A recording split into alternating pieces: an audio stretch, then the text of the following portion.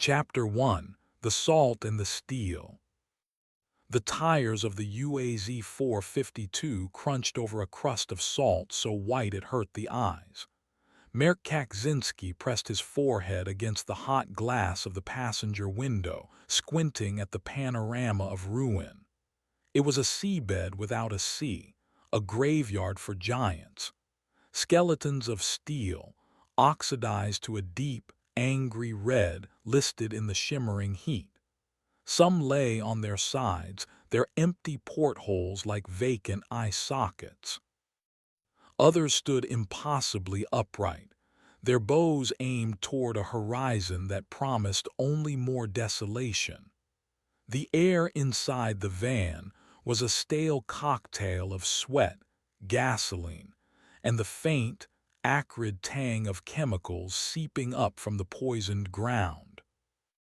"Base coordinates locked," Mirk announced, his voice flat. He pointed a rigid finger through the windshield. "That cluster, the large tanker and the three smaller trawlers, a defensible position with a high vantage point. We make camp there." Gennady Volkov, a mountain of a man hunched over the steering wheel, offered only a grunt in reply. He wrestled the vehicle over another salt ridge, the engine whining in protest. His knuckles were white, his gaze fixed, sweeping the landscape with a practiced, predatory stillness. He had not offered more than a dozen words since they left the last outpost of civilization 2 days ago. His purpose was simple: to watch, to carry a gun, and to follow orders he deemed logical. In the back, the metallic clang of equipment accompanied every lurch of the van. Dr. Irina Sokolova sat stiffly on the bench, her thin lips a bloodless line. She clutched a reinforced case to her chest, her eyes scanning the wrecks with an unnerving intensity.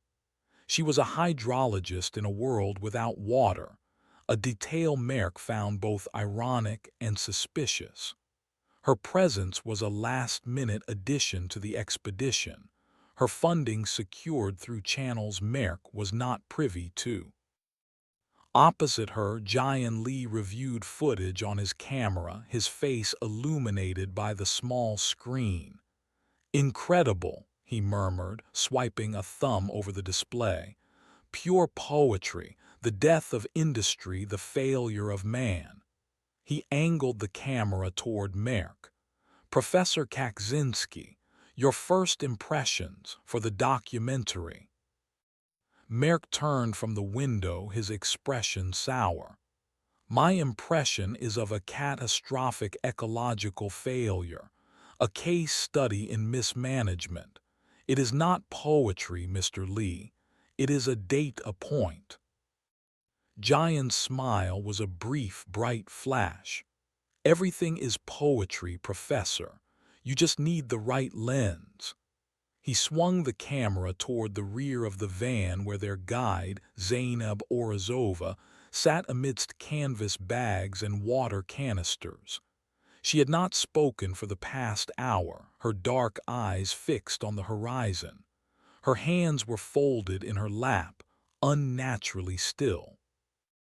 "And Zainab," Jian continued, his voice taking on a documentarian's cadence, "your family has lived in this region for generations. What does this site mean to you?" Zainab blinked, her focus returning to the cramped interior of the van. She chose her words with care. "It is a place of grief. My grandfather told stories of the water. He said the sea had a voice. Now," she paused, her gaze drifting toward the skeletal ships, "it has only a memory, and memories here are hungry." Mirk scoffed, a short, sharp sound of derision. He turned back to his tablet, tapping at the screen. "A memory is a neurological phenomenon, Ms. Orazova. The ground does not remember. It exists. It has topographical and chemical properties which we are here to measure." Zainab's expression did not change. She offered no argument, her silence a quiet rebuttal that Merk found more irritating than any protest. Gennady brought the UAZ to a halt in the shadow of the largest wreck, a colossal beached tanker that blocked out the sun. The name on its bow was still faintly visible beneath layers of rust, the Arrow Pride. He killed the engine, and a profound silence descended, broken only by the faint, high-pitched whistle of the wind moving through rusted steel. "We are here," Gennady stated, his voice a low rumble. He unslung the rifle that rested beside his seat. "Unload. I will do a perimeter sweep." He slid out of the van, his boots crunching loud in the stillness. The heat hit them like a physical blow. It was a dry, punishing heat that leached moisture from the skin and cracked the lips. The air smelled of salt, rust, and something else, a chemical bitterness that coated the back of the throat. They worked with a grim efficiency born of necessity. Merk began setting up the tripod for his differential GPS unit, a sleek piece of yellow equipment that looked alien amidst the decay. He worked with an obsessive precision, leveling the legs, calibrating the receiver, his movements economical and sharp. He needed a baseline, a fixed point of absolute truth in this warped landscape.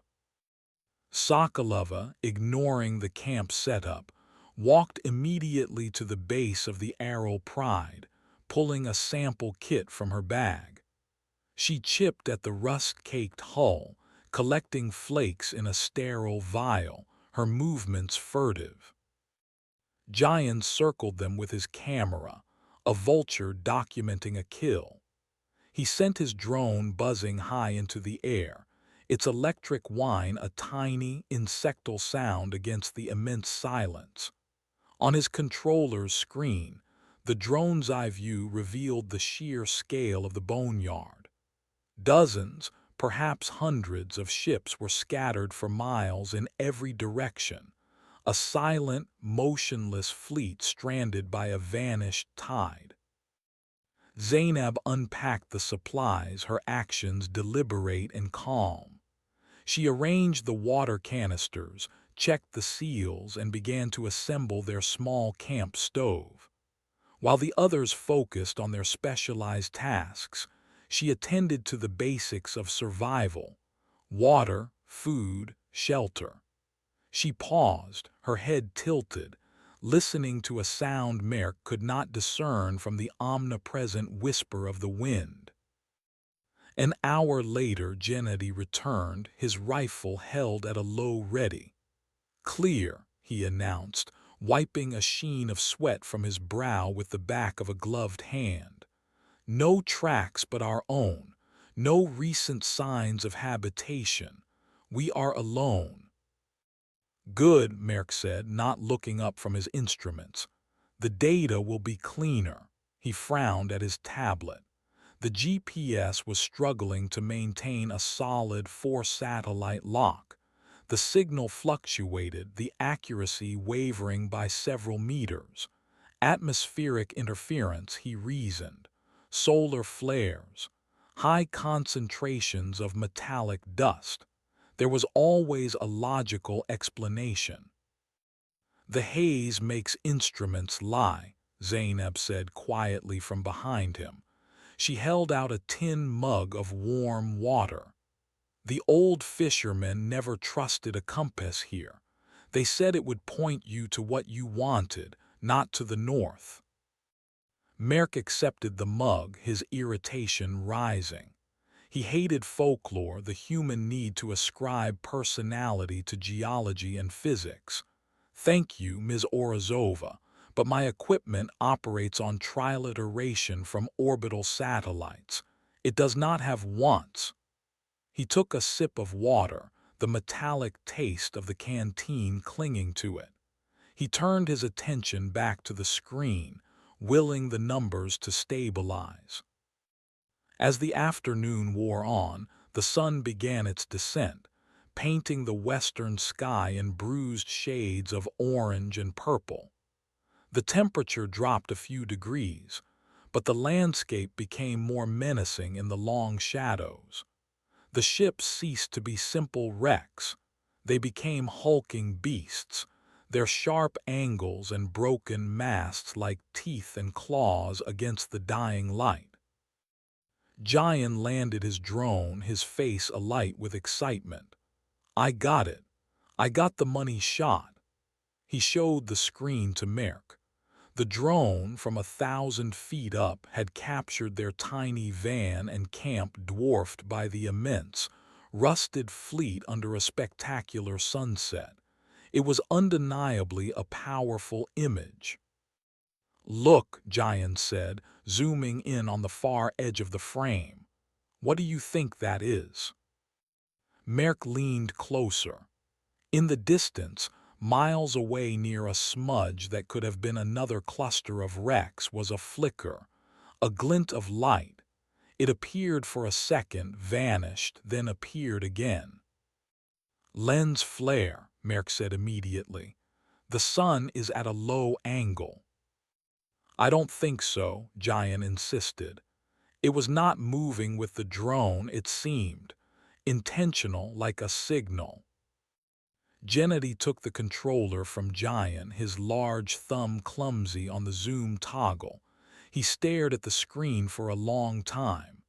It could be glass, a piece of a window catching the sun, or it could be a rifle scope. He handed the controller back, his eyes already scanning the horizon where the glint had appeared. "We post a watch tonight, 2-hour shifts." Zainab stared out into the growing darkness, her arms wrapped around herself despite the warmth. "It is not a signal for us," she whispered, her voice so low that only Merk, standing beside her, could hear. "It is a signal for the thirst." Merk said nothing. He turned away from her and the unsettling horizon, seeking refuge in the cool, hard logic of his instruments. He initiated a full topographical scan, the device emitting a low hum. He would map this place. He would reduce it to coordinates, elevations, and data points. He would conquer it with science, because science was the only thing that was real. The machine hummed, and in the deepening twilight, the numbers on his screen continued to flicker, refusing to settle. Chapter 2: Echoes in the Rust. The first watch fell to Merk. He sat on the roof of the UAZ, a vantage point that gave him a clear view of the surrounding salt flats. The night was absolute. No moon, no ambient light from distant cities, only a spray of cold, indifferent stars overhead. The silence had changed. The whisper of the wind was now a moan as it found its way through the countless holes and crevices of the dead fleet. It sounded like a breath, a long, slow exhalation that went on forever. Gennady's rifle, a heavy SVD Dragunov, rested across his lap. He had checked it twice before climbing up, his movements economical and precise, a stark contrast to the weapon's brutal purpose. He felt foolish holding it. He was a scientist, not a soldier. His job was to watch for a glint of light miles away. It was an absurd task. He swept his binoculars across the horizon, the magnified view showing him nothing but the jagged silhouettes of ships against a star-dusted sky. Each wreck was a unique monster. One looked like the carcass of a leviathan, its hull plates peeling away like strips of flesh. Another, a small, pug-nosed tugboat, sat perfectly upright, as if waiting for a pilot to board and steer it out into the desert. He hated the way his mind was working. The anthropomorphism he so despised in others now creeping into his own thoughts. He focused on the tanker beside their camp, the Arrow Pride. It was a mountain of steel, so close he could smell the rust. Its sheer mass was an oppressive presence. It blocked a third of the sky. He thought about the men who had worked on it, who had walked its decks when they slapped with water instead of cracking with salt. Where were they now? What did they think when the water vanished? He shook his head, pushing the thoughts away. They were unhelpful. They were noise.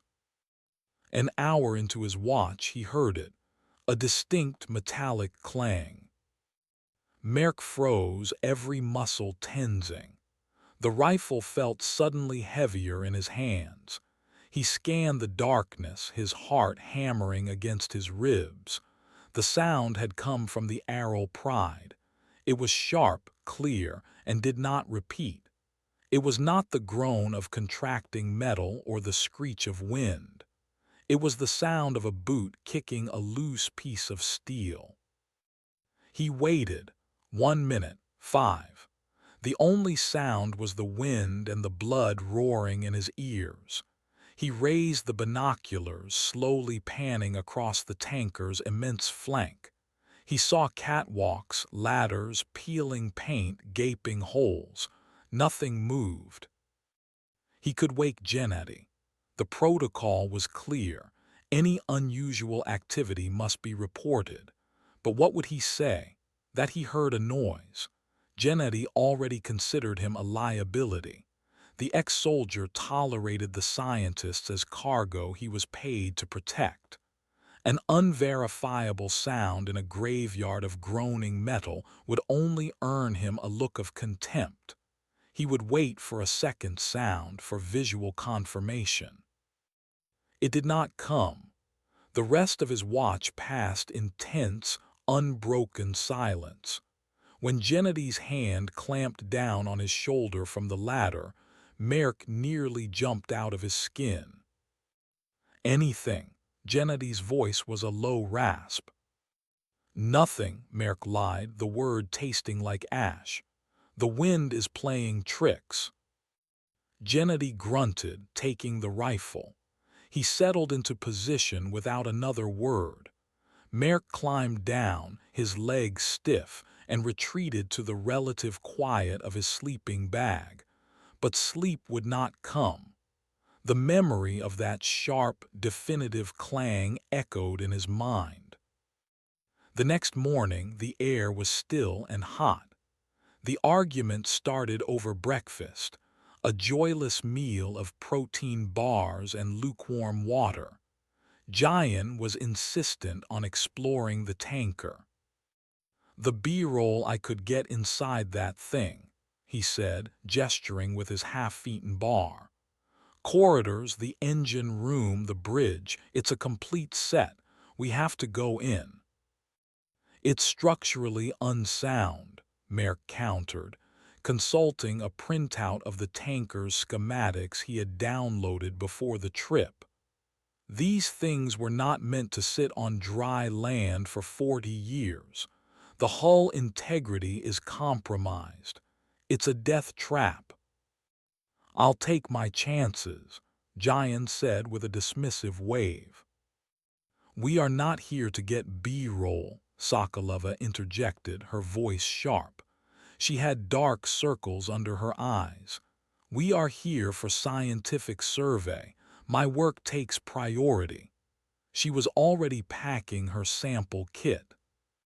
"Your work seems to involve scraping rust off every available surface," Merk observed dryly. Sokolova's eyes narrowed. "My work is my own concern, Professor. It is what is funding this expedition." It was Gennady who settled it.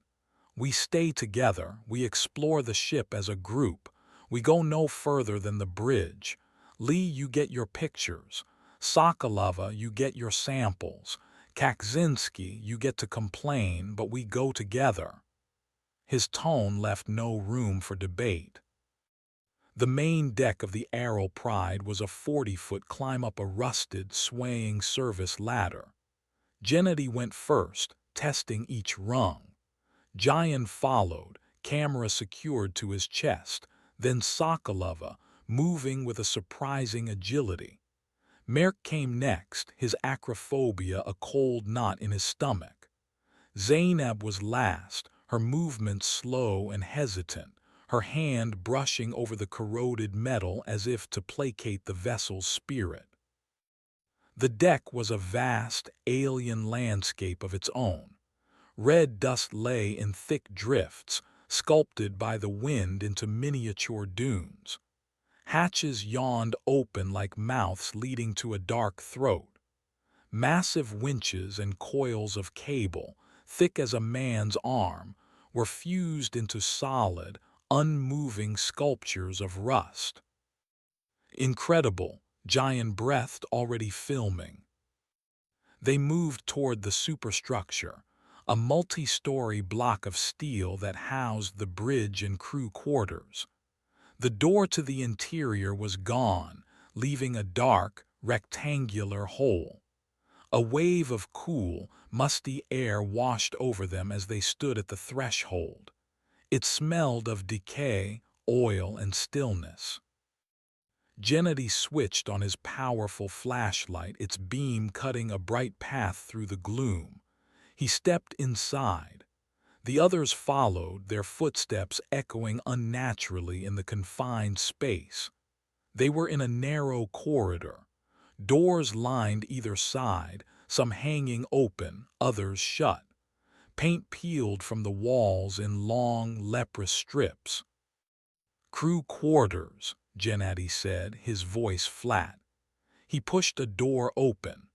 The room inside was small, containing a rusted bed frame and a locker that had spilled its contents onto the floor, a few moldy books and a faded photograph. Jayan was in his element, his camera capturing every detail of the decay. Sokolova seemed uninterested in the living areas, her focus on the structural components. She ran a gloved hand along a bulkhead, examining the pattern of corrosion. Merk felt a growing unease. The ship was not empty. It was full of absence, of the ghosts of routines and lives lived within these steel walls. In one room, a calendar from 1983 was still pinned to the wall, the picture a faded landscape of a green forest. It was a jarring splash of life in a place defined by death. Zainab stayed close to the entrance, her discomfort palpable. "This place is wrong," she murmured. "It feels watchful." "It's a ship, Ms. Orazova," Merk said, his voice tight. "A mass of inert metal." But even as he said it, he remembered the clang in the night. He shone his own flashlight down the corridor. At the far end, a ladder led up. The bridge should be that way. As they moved deeper, the ship grew darker and quieter. The sound of the wind faded, replaced by the drip, drip, drip of water. "Impossible," Merk said, stopping. The sound was distinct, coming from behind a closed door. "There is no water here." Gennady put a hand on the door. It was heavy steel. He pushed. It scraped open with a tortured groan. The flashlight beam sliced into a small galley. Pots and pans were scattered across the floor. In the center of the room, directly beneath a ceiling vent, was a dark, wet patch on the floor. And from the vent above, a single drop of water fell, then another, each one striking the metal floor with a clear, sharp tap. Sokolova immediately knelt, her sample collector extended. Merk stared, his scientific mind racing to find an explanation. Condensation. A pocket of trapped rainwater from a storm years ago. It made no sense. The ambient temperature was over 100 degrees Fahrenheit. Any water should have evaporated. "Do not touch it," Zainab warned, her voice strained. Her eyes were fixed on the dripping vent. Sokolova ignored her, touching the tip of her collector to the puddle. She examined it. It's just water. High salinity, heavy metal contaminants, but water. Merk shone his light up at the vent. It was dark, clogged with debris. He reached up, his fingers brushing against the cold metal. He felt something soft and fibrous. He pulled at it. A clump of damp, rotting cloth came away in his hand. He dropped it with a curse. It was a piece of an old fishing net packed into the vent, somehow holding moisture like a sponge. A logical, if bizarre, explanation. He felt a wave of relief.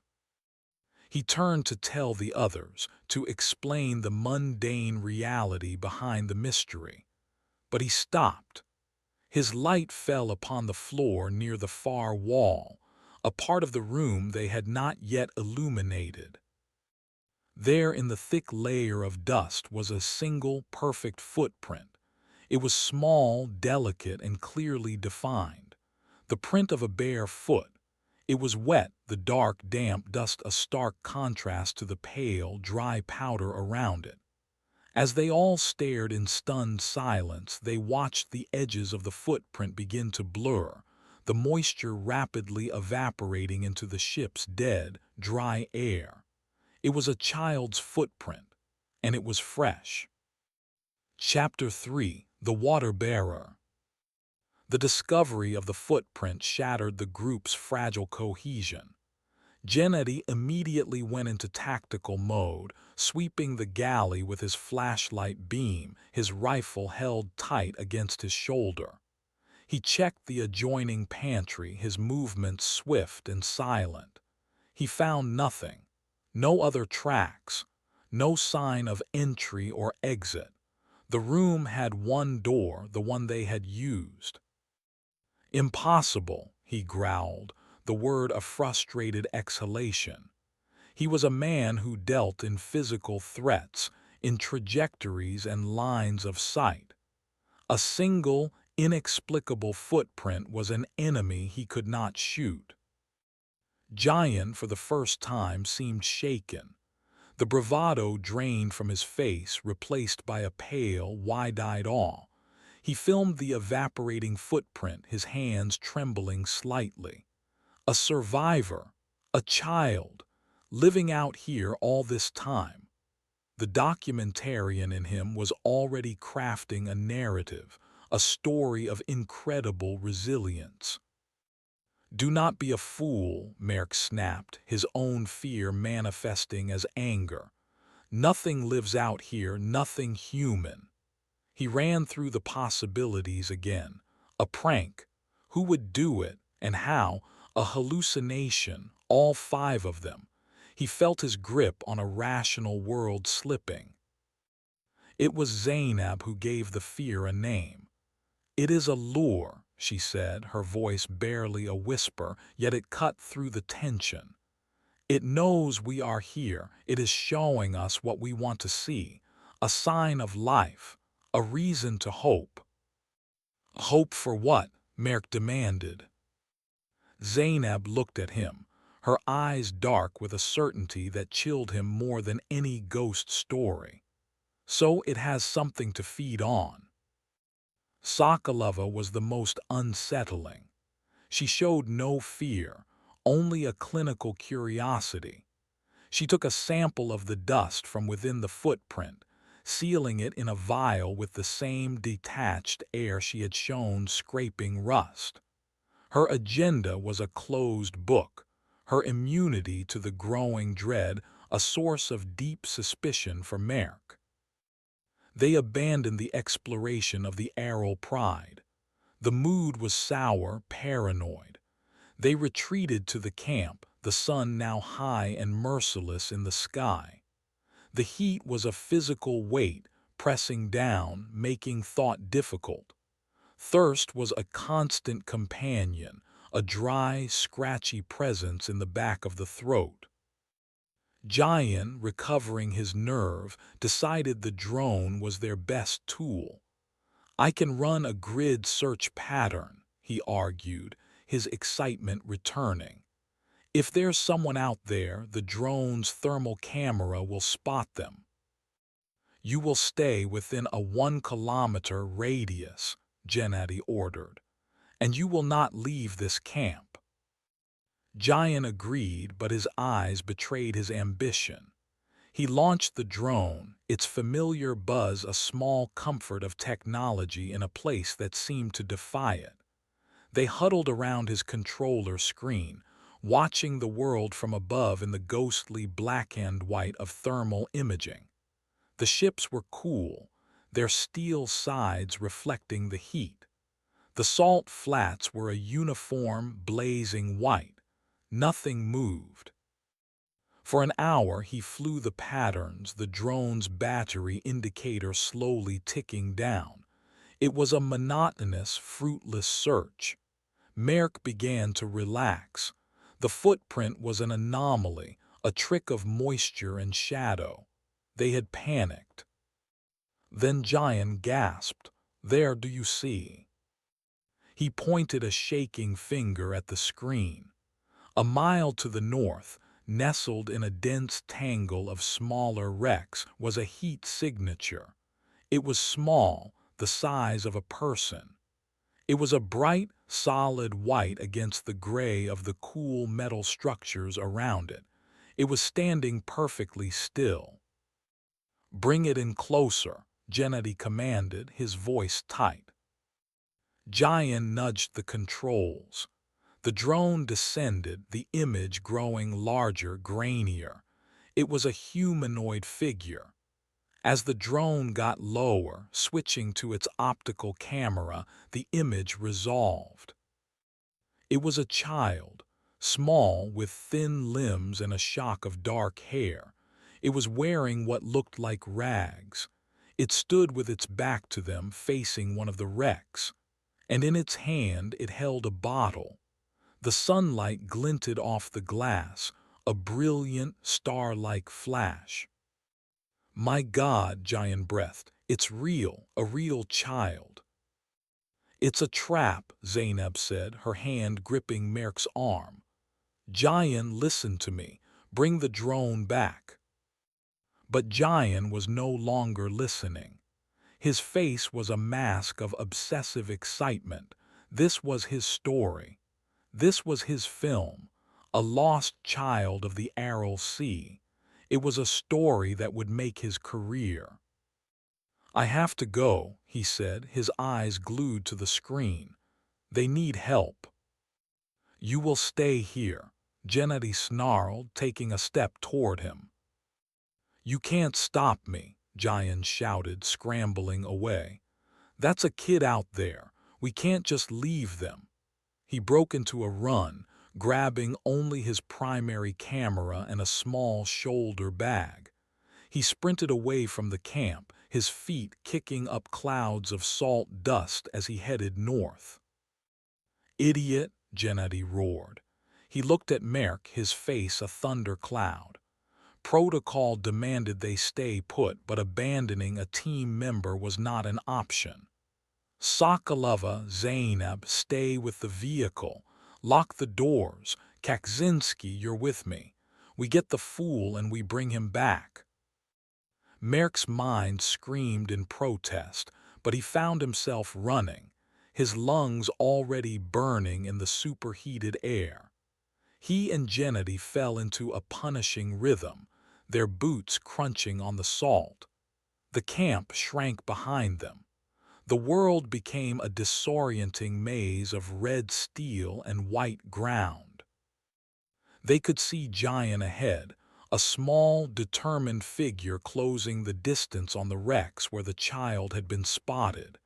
And they could see the child. It had turned.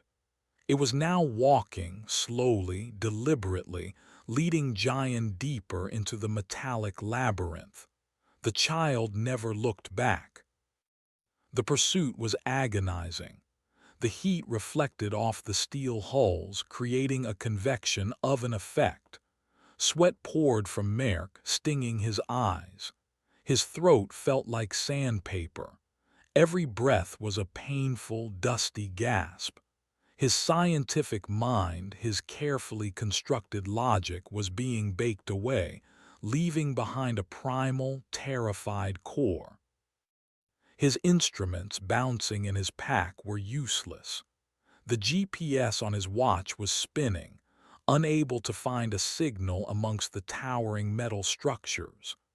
The compass in his pocket swung lazily, pointing at one ship, then another, drawn by the immense magnetic fields of the decaying steel.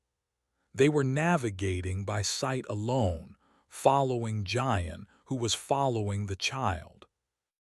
They lost sight of Giant as he rounded the bow of a huge, half-capsized freighter.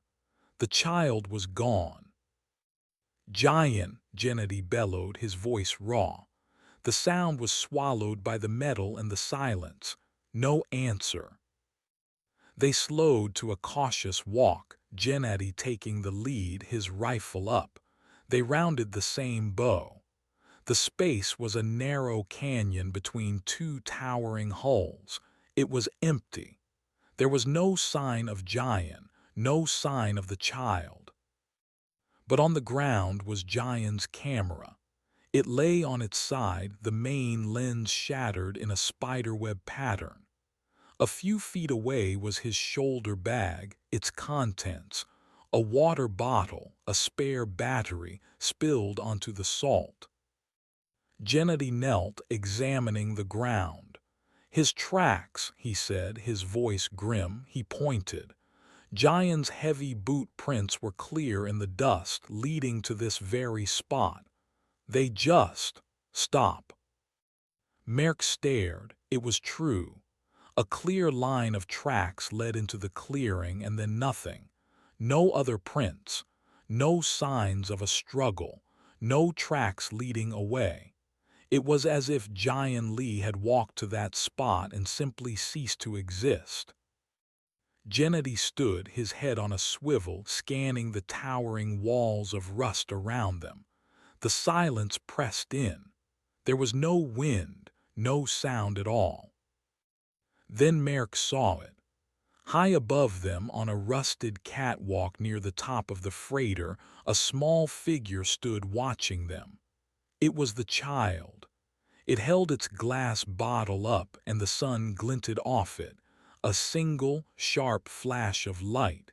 It was the same glint they had seen the night before. The child did not wave. It did not run. It simply stood there for a long moment, a small, dark silhouette against the blinding sky.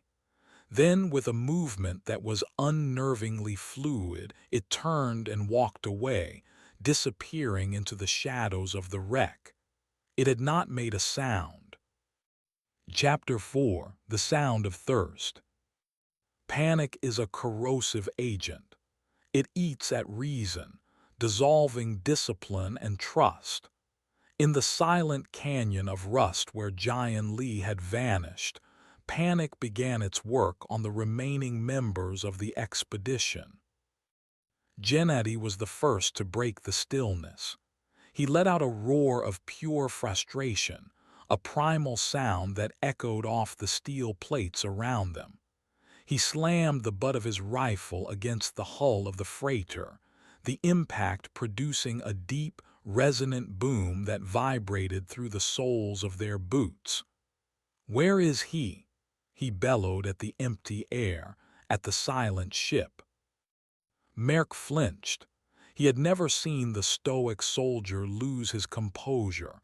It was a terrifying sight. He backed away, his own fear a cold, tight knot in his chest. "He has to be here," Merck said, his voice thin and unconvincing. "He's hiding, or he's hurt." "Search the ship," Gennady commanded, his voice regaining a sliver of its usual authority. He was already moving toward a buckled hatchway that offered a possible entry into the freighter's dark interior. "Kaczynski, take the lower levels. I'll take the superstructure. We meet back here in 30 minutes. Merk hesitated at the edge of the darkness. "We shouldn't split up." "We have no choice," Gennady growled over his shoulder. "Now move." The inside of the freighter was a nightmare of tangled cables and treacherous, rusted-out floors. Merk's headlamp beam cut a weak, bouncing path through the oppressive gloom. Every sound was magnified: the drip of unseen condensation, the scuttling of unseen things, the ragged sound of his own breathing. He called Giant's name until his throat was raw. The only answer was the mocking echo of his own voice, returning to him from the ship's cavernous holds. He moved through engine rooms where titanic pistons stood seized and silent, coated in a shroud of dust.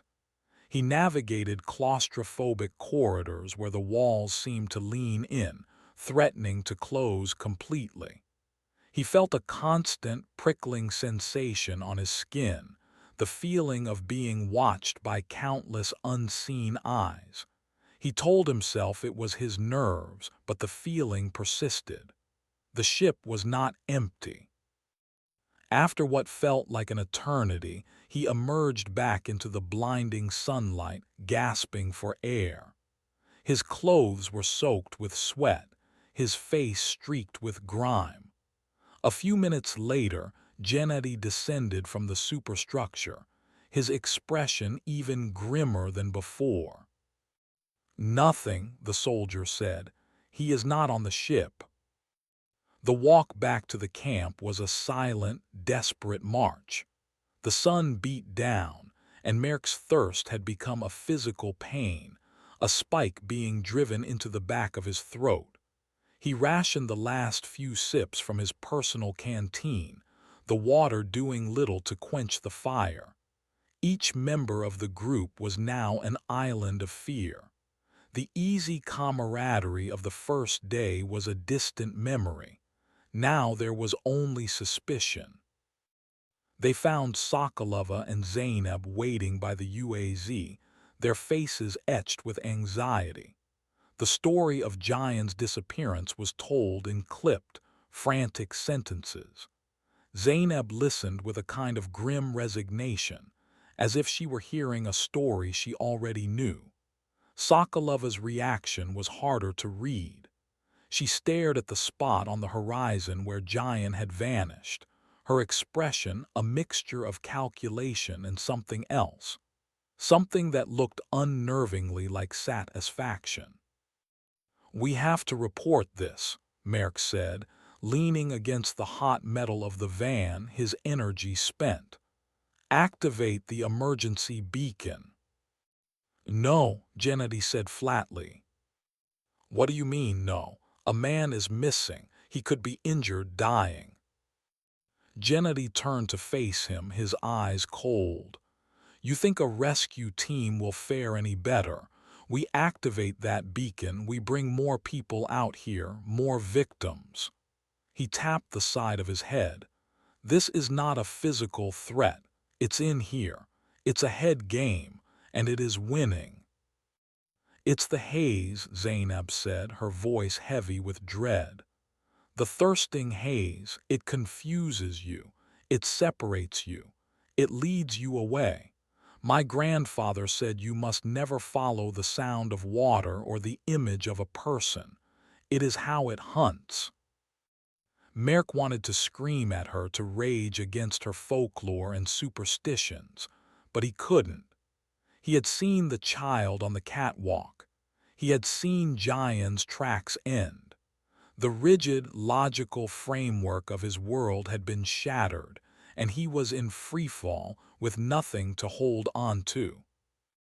The argument was cut short by a new, more immediate crisis.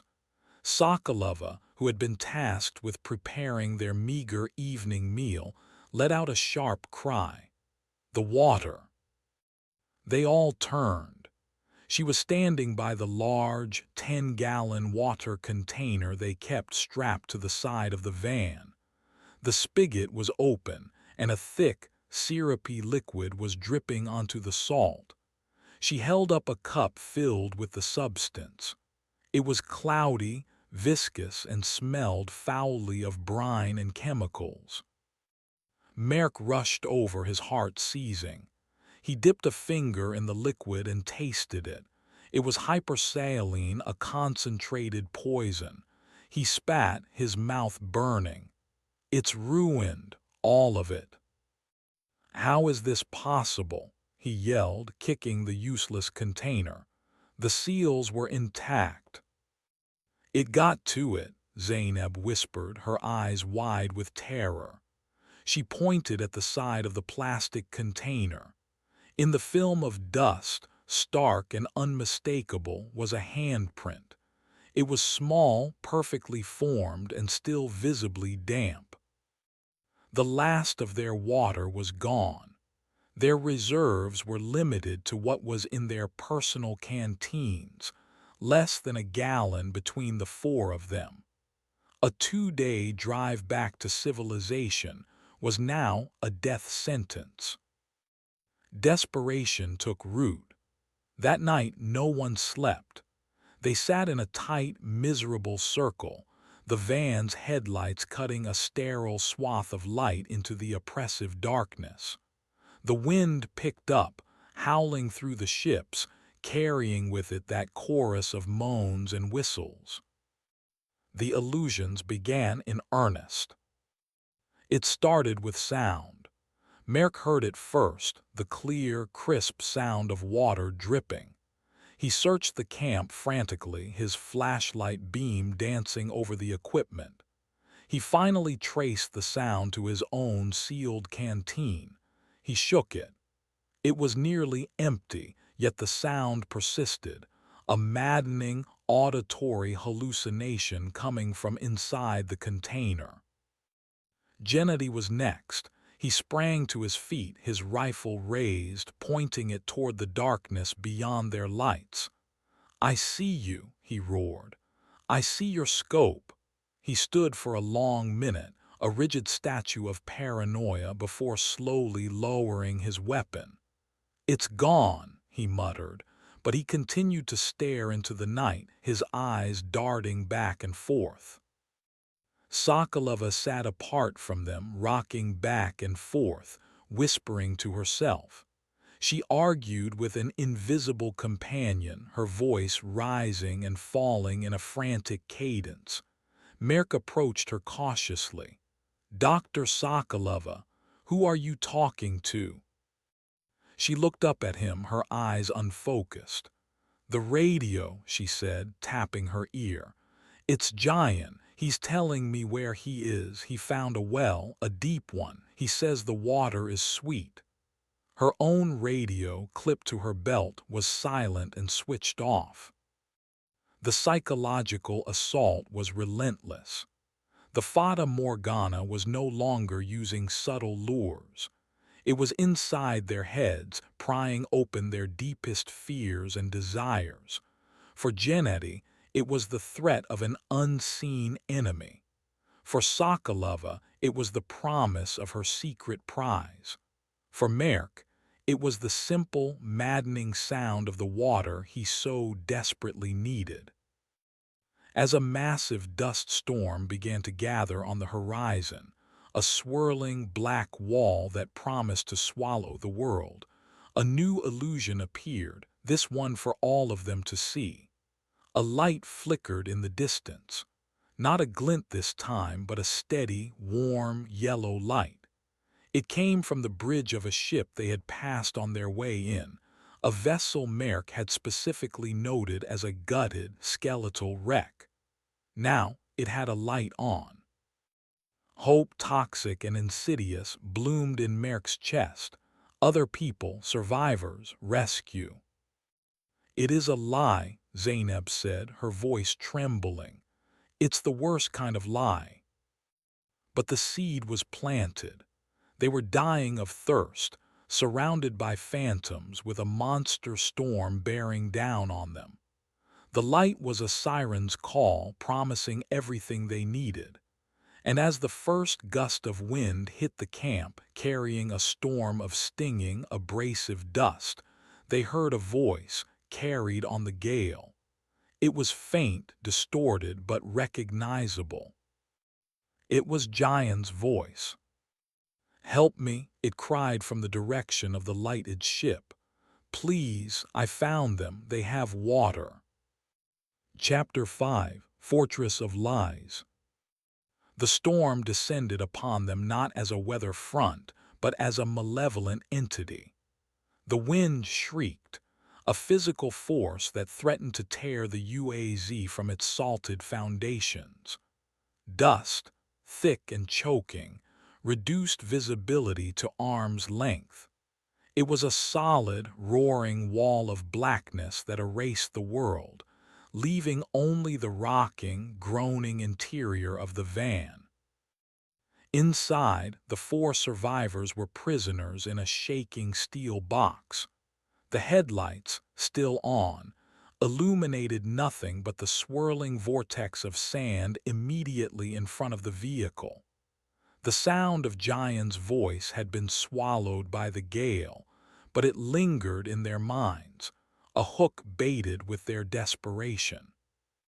"We have to go," Gennady insisted, his voice a low growl that barely carried over the storm's fury.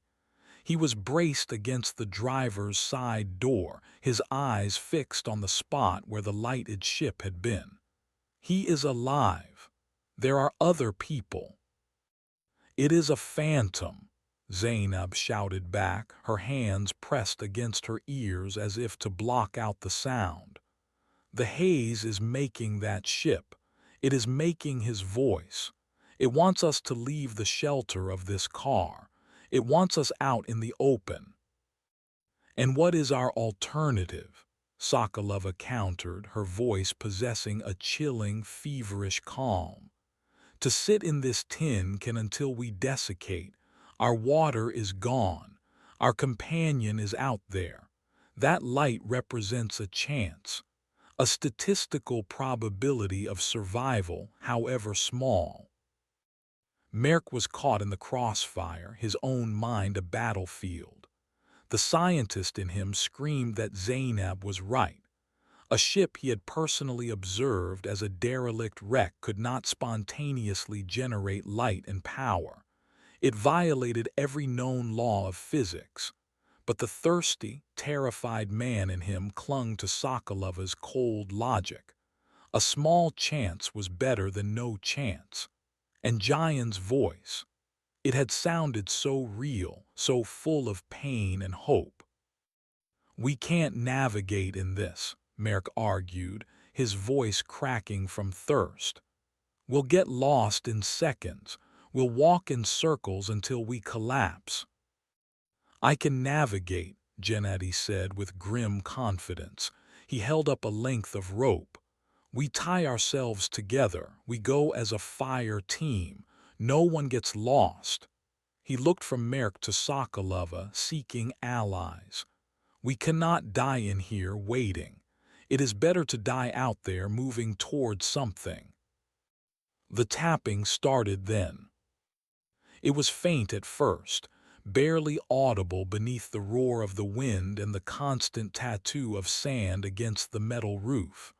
A light, rhythmic tap, tap, tap, on the passenger side door, right next to where Zainab was sitting. She recoiled, scrambling away from the door with a small cry. What was that? They all fell silent, listening. The wind howled, the van shuddered. And then it came again, louder this time, more insistent. Tap, tap, tap. It was not sand, it was not a loose cable. It was deliberate. It sounded like a knuckle rapping against the steel. Gennady raised his rifle, the barrel pointing at the door. Merk's blood ran cold. They were sealed inside. Nothing could be out there. Nothing could survive in that storm. A voice cut through the wind, impossibly close. It was right outside the door. "Let me in." It was Giant's voice, raw and desperate. "It's me, let me in the storm. I can't see." Zainab let out a choked sob, pressing herself into the corner of the van. Sokolova's eyes were wide, her strange calm finally cracking. Merk stared at the door, at the thin piece of metal separating them from the impossible. "It is not him," Zainab chanted, her words a desperate prayer. "It is not him. It is a trick. It is the haze wearing his voice." "Open the door," the voice outside pleaded. "Gennady, Merk, for God's sake help me." Gennady's face was a mask of conflict. His training, his instinct to protect, was at war with the terrifying wrongness of the situation. He knew on some level that Jayan could not have found them in this blinding storm. He knew it was a trap, but the voice was so real, so full of suffering. Tap, tap, tap, tap. The rapping became more frantic, a frantic drumming against the door. "It knows our names," Merk whispered, the realization a fresh wave of horror. This was not a random phenomenon. It was intelligent. It was studying them. It was learning. "I'm hurt," Jayan's voice cried, weaker now, strained. "My leg. I think it's broken. I can't go on, please. Don't leave me out here." The voice dissolved into a fit of racking, painful-sounding coughs. Sokolova made her move. "We can't just let him die," she said, her voice trembling but firm. She lunged for the door handle. Gennady intercepted her, his big hand closing around her arm like a vice. "No." "You'll kill him," she shrieked, struggling against his grip. "Whatever is out there," Gennady said, his teeth gritted, "is not Jayan." The tapping stopped. The voice fell silent. For a moment the only sound was the storm. The relief was so profound it was dizzying. Then came a new sound, a low, scraping noise. It started at the bottom of the door and began to move upward. It was the sound of metal on metal, of something sharp, something hard, being dragged slowly and deliberately up the side of the van. Scrrrrrape. Scrrrrrape. It traveled up the door, over the window, and onto the roof. They tracked its progress with wide, terrified eyes. A heavy thump directly overhead told them it was now on top of the van. Another scrape, then another. It was moving across the roof, toward the driver's side. Gennady slowly, silently, raised his rifle until it was pointing directly at the ceiling. Merk held his breath, his heart feeling as if it would burst. The scraping stopped directly above Gennady. A deafening bang shook the entire vehicle as something slammed down on the roof with incredible force. A dent appeared in the thin metal ceiling, pushing inward. Bang! A second dent appeared next to it. Bang! A third. Something was trying to beat its way in. The illusion of Jayan was gone, replaced by a brute physical assault. This was not a trick of the mind. This was real. "Get down," Gennady yelled. He aimed his rifle at the ceiling. The space was deafeningly small for a gunshot. Merk and the women threw themselves onto the floor of the van, covering their heads. Before Gennady could fire, the assault on the roof stopped. A new sound began, a high-pitched, grinding screech. It was the sound of the luggage rack, the one holding their last few items of gear, being torn from its bolts. They heard a loud, tortured groan of metal, followed by a crash as the rack was ripped free and thrown into the storm. Then silence. The thing on the roof was gone. They lay there for a long time, trembling in the aftermath. The storm still raged, but the focused, intelligent malevolence outside seemed to have receded. "What was it?" Merrick finally managed to ask, his voice a hoarse whisper. "It doesn't matter," Gennady said, his rifle still trained on the dented ceiling. "We know one thing: staying here is not safe. It can get to us." He looked toward the front of the van, toward the swirling blackness where the light of the false ship had been. "Our only chance is to move. We go to that ship." "It's a trap," Zainab cried from the floor. "This is a trap," Gennady roared back, gesturing at the van around them. "At least the other one is a fortress. Steel walls, multiple levels. It's a better place to make a stand than this coffin." Merk, his mind reeling, saw the brutal logic in Gennady's words. The van, their symbol of safety and mobility, had become a cage, and the monster was already peeling it open. The ship, the sympathetic ship as his mind morbidly labeled it, was a lie. He knew it was a lie, but it was a large, solid, defensible lie. He looked at Sokolova. She was already nodding in agreement with Gennady, her eyes gleaming with a strange, feverish light. She wanted to go to that ship. She wanted it more than anyone. Merck's suspicion flared again. What did she know? What was she looking for that was worth this risk? The decision was made.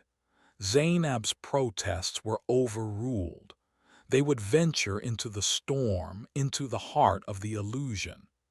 Gennady tied the rope around his waist, then looped it around the others, connecting them in a grim chain. He handed Merk his heavy, military-issue flashlight. "You stay right behind me," he ordered. "Keep that light on my back. Do not look away. Do not listen to anything but my voice. Do you understand?" Merk nodded, his throat too dry for words. Gennady took a deep breath. He unlocked his door, and with a final, hard look at the terrified faces of his charges, he threw it open. The storm screamed in, a physical blast of sand and fury that stole their breath and blinded them. The world outside the open door was not black. It was a roiling, chaotic brown, and in the distance, barely visible through the maelstrom, a single, steady yellow light glowed, promising sanctuary, promising water, promising lies. "Move," Gennady bellowed, and he plunged out into the storm, pulling the rest of them with him, a chain of souls marching willingly into the monster's mouth. Chapter 6: The Sympathetic Ship. The world outside the van ceased to exist. There was only the storm. It was not wind and sand. It was a liquid element, a thick, abrasive medium through which they waded. Merk lowered his head, pulling the collar of his jacket up over his mouth and nose. It did little. The grit forced its way into his throat, coating his tongue, turning his already agonizing thirst into a living thing with claws. The roar was absolute, a constant, deafening pressure that vibrated deep in his bones, making thought impossible. There was no up, no down, no direction. There was only the rope tied around his waist and the dim, bobbing circle of Gennady's back in the beam of his flashlight. He focused on that single point of reference with a burning intensity. It was his anchor in the chaos. The rope would go taut, nearly pulling him off his feet, and he would stumble forward. Behind him, he could feel the resistant weight of Sokolova, and behind her, the dead weight of Zainab, who seemed to be dragged more than walking. They were a pathetic human chain, yoked together, marching blind. The Fata Morgana was not idle. It used the storm as its canvas. Shapes writhed in the swirling dust at the edge of his light, long, sinuous forms that looked like giant eels swimming through the air. Whispers coiled around the howl of the wind, insidious and clear. He heard his name spoken in his mother's voice, a gentle chiding for being out in such weather. He heard the crisp, academic tones of his university dean congratulating him on the success of the expedition. The sounds were designed to break his focus, to make him turn his head, to make him lose sight of Gennadi's back. He squeezed his eyes shut, shaking his head, and when he opened them again, the circle of light was still there. He stumbled on. He did not know how long they walked. Time had dissolved in the roaring brown. It could have been minutes, it could have been hours. His legs were lead, his lungs were fire. The simple act of putting one foot in front of the other was a monumental effort. Then Gennady stopped. The sudden halt sent Merk stumbling into him. He looked up past the soldier's broad shoulders. The light was no longer distant. It was right in front of them, a single, impossibly bright yellow square in the maelstrom, a porthole. They had arrived. They stood before the ship, a dark mass that absorbed the storm, creating a small pocket of relative calm in its lee. It was the wreck he remembered, a mid-sized cargo hauler called the Zarya. Its hull was a patchwork of rust and shadow. It was dead. Yet the light that poured from the single porthole was warm and steady, a beacon of impossible life. Below the light, a heavy steel door stood ajar, a black rectangle of invitation. Gennady moved toward it without hesitation. He did not check for traps. He did not scout the entrance. The storm was the greater threat. Sanctuary, even a false one, was the only logical choice. He pulled them along the hull and into the gaping doorway. The moment they crossed the threshold, the world changed. The roar of the storm was severed as if by a knife. One moment they were in a deafening vortex. The next they stood in a silence so deep it was a pressure against their eardrums. The air was cool, still, and smelled of ozone, that clean, electric scent that follows a lightning strike. They stood in a short, clean corridor. The walls were painted a sterile white. The floor was polished gray linoleum. A strip of fluorescent lights hummed softly overhead, casting an even, shadowless glare.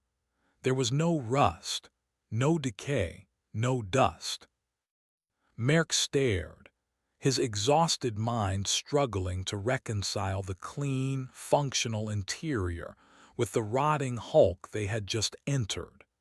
His flashlight beam looked weak and yellow in the brilliant white light. Before anyone could speak, the heavy steel door behind them slammed shut. The sound was a deafening boom, a note of finality that echoed down the impossible corridor. Gennady whirled, grabbing the handle. He pulled, his muscles bulging. The door did not move. He kicked it, the impact jarring his entire body. It was as solid as the hull itself. They were locked in. Zainab let out a low moan, sinking to the floor. "The door is closed," she whispered. "The trap is sprung." Sokolova, however, looked around with an expression of triumph. She took a deep, shuddering breath, not of fear, but of exhilaration. "We are here," she said, her voice trembling with an emotion Merk could not identify. "We are finally here." Gennady released the door, his chest heaving. He turned, his rifle held at the ready, his eyes sweeping the pristine corridor. "Where is the light?" he demanded. "The one we saw from outside." The corridor stretched for about 50 feet in front of them, ending at a T-junction. There were no portholes, no windows, no source for the yellow light they had followed. It had simply ceased to exist, its purpose fulfilled. "And where is Giant?" Gennedy's voice was a low threat. "Where is the water?" As if in answer, a sound reached them from the corridor to their right. It was a faint, gentle sound, the sound of running water, a tap turned on in a sink. It was the most beautiful sound Merk had ever heard. It cut through his fatigue, his fear, his disbelief. It spoke directly to the screaming thirst in his throat. It was a promise. He saw the same look on Gennedy's face, a raw, animal need. Even Zainab, huddled on the floor, lifted her head, her eyes wide. Gennady started walking toward the sound, the rope pulling the rest of them into motion. They moved down the white corridor, their dusty, ragged forms a desecration of its cleanness. They turned the corner and found themselves in a small, perfectly preserved ship's galley. Stainless steel counters gleamed under the fluorescent lights. Cabinets were neatly closed, and in a basin on the far wall, a chrome tap gushed a steady, clear stream of water. It splashed and danced, a liquid diamond in the sterile room. They stood frozen for a moment, mesmerized. It was an oasis. It was salvation. It was a lie. Merk knew it was a lie, but his body did not care. His tongue was a swollen, useless thing in his mouth.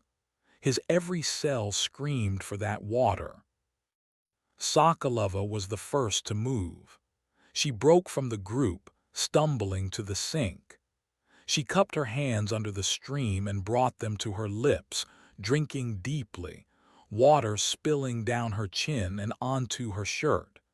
She drank and drank, a desperate, guttural sound of relief escaping her throat. Gennady watched her for a tense second, then followed, his discipline finally breaking. He drank directly from the tap, great, greedy gulps. Merk felt the pull, an irresistible magnetic force. His legs started to move. Science, logic, caution, they were all meaningless words, desiccated husks. Only thirst was real. Merk, no. Zainab's hand caught his arm. Her grip was surprisingly strong. Don't you see? This is how it makes you its own. You drink of the place, you become part of the place. He looked from her terrified face to the gushing water, to Sokolova and Gennady drinking as if they could never get their fill. He saw the sheen of life returning to their faces, the crazed relief in their eyes. "It's just water, Zainab," he croaked, his voice a dry rasp. He pulled his arm free from her grasp. He walked to the sink. He pushed Gennady aside. He put his mouth under the tap and he drank. The water was cold, clean, and pure. It had no taste. It was the essence of water itself. It flowed down his throat, extinguishing the fire, soothing the cracked and raw tissues. It was a benediction, a miracle. As he drank, he felt a strange, subtle shift in his perception. The lights of the galley seemed to brighten. The low hum from the ceiling seemed to resolve into a chord, a pleasant, resonant frequency. A profound sense of peace and well-being washed over him. He felt safe. He felt like he was home. He finally pulled away from the tap, gasping, his thirst sated for the first time in days.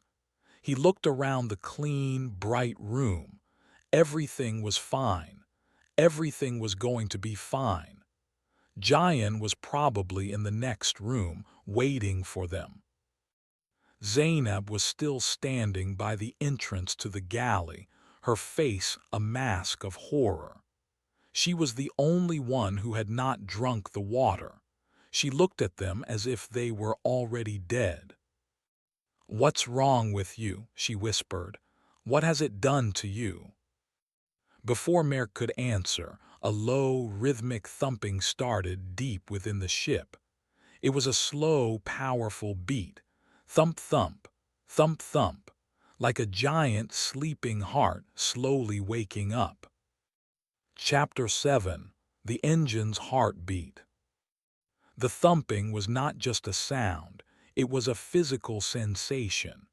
It resonated up through the polished linoleum floor, a deep bass vibration that Merc felt in the soles of his boots and the cavities of his chest. Thump, thump, thump, thump. The rhythm was steady, biological. It was the sound of a colossal life form. Gennady straightened up from the sink, wiping his mouth with the back of his hand. The water had worked a startling transformation on him. The lines of fatigue on his face had softened. The desperate, haunted look in his eyes was replaced by a calm, focused alertness. He checked the action on his rifle, the metallic clack-clack a sharp counterpoint to the ship's slow pulse. "Engine room," he stated, his voice clear and confident. "That's where the power is coming from." Sokolova nodded, her eyes bright with a feverish intensity. She seemed energized, her movements quick and purposeful as she retrieved the reinforced case she had never let out of her sight. "We have to see it. We have to get to the source." Merc, too, felt the pull. The fear that had been his constant companion was gone, washed away by the miraculous water. In its place was an intense, driving curiosity. The ship was no longer a threat. It was a puzzle, a fascinating anomaly he needed to understand. The rhythmic thumping was not menacing. It was a call, a summons to the heart of the mystery. Only Zainab resisted. She stood frozen, her knuckles white where she gripped the end of the rope that still connected them. "It is a trick," she pleaded, her voice thin and reedy. "The water has poisoned your minds. This is what it wants. It's drawing us in." "The water saved our lives," Gennady said, his tone one of absolute certainty. He looked at Zainab with a mixture of pity and impatience. "We can't stay here. We follow the sound. We find the source. We take control of it." He started walking, his confident strides pulling the rope taut, forcing the rest of them to follow. They left the pristine galley and moved deeper into the ship's interior. The nature of the illusion grew more complex, more personal. They passed through a corridor lined with crew bunks, and in one, Merc saw a perfect, detailed mirage of his own study back in Warsaw. He saw his books on their shelves, his favorite armchair, the half-finished cup of coffee on his desk. The sight filled him with a warm, poignant nostalgia, a longing for a place of safety and reason. It did not frighten him. It felt like a comforting promise. Gennady, walking ahead, suddenly stopped and raised a hand. Merc looked past him and saw a fleeting image of a dense green forest, the kind found in the Russian taiga. He could almost smell the pine needles and damp earth. The image shimmered for a second and was gone, leaving only the white, sterile wall. Gennady shook his head as if to clear it, then pressed on. The ship was showing them what they missed, what they loved. It was reinforcing the feeling of safety, of sanctuary. The thumping grew louder, the vibrations more pronounced, guiding them down a series of ladders into the ship's guts. The pristine illusion began to fray at the edges. Patches of angry red rust bloomed on the white walls. The clean linoleum gave way to bare, corroded deck plates. The air grew warmer and thick with the smell of ozone. They were getting closer to the source. They arrived at a massive circular pressure door, the kind used to seal an engine room. The wheel in its center was stiff, but Gennady, with a grunt of effort, managed to turn it. With a groan of protesting metal, the door swung inward. The room beyond was vast, a cathedral of dead machinery. Enormous pistons, each the size of a small car, stood silent in their housings. A complex web of catwalks and ladders crisscrossed the cavernous space, and in the center of it all, where the heart of a diesel engine should be, was the source of the light and the sound. It was a crystalline structure, roughly spherical and about 10 feet in diameter. It was not lit from without. The light came from within, a soft, pulsating blue glow that waxed and waned in time with the rhythmic thump-thump.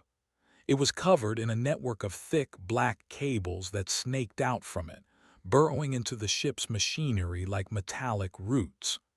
The cables, Merck realized with a jolt, were not part of the original ship. They looked organic, like the vascular system of some alien creature. The object was a parasite, and the Zarya was its host. The Neptune anomaly, Sokolova breathed, her voice filled with religious awe.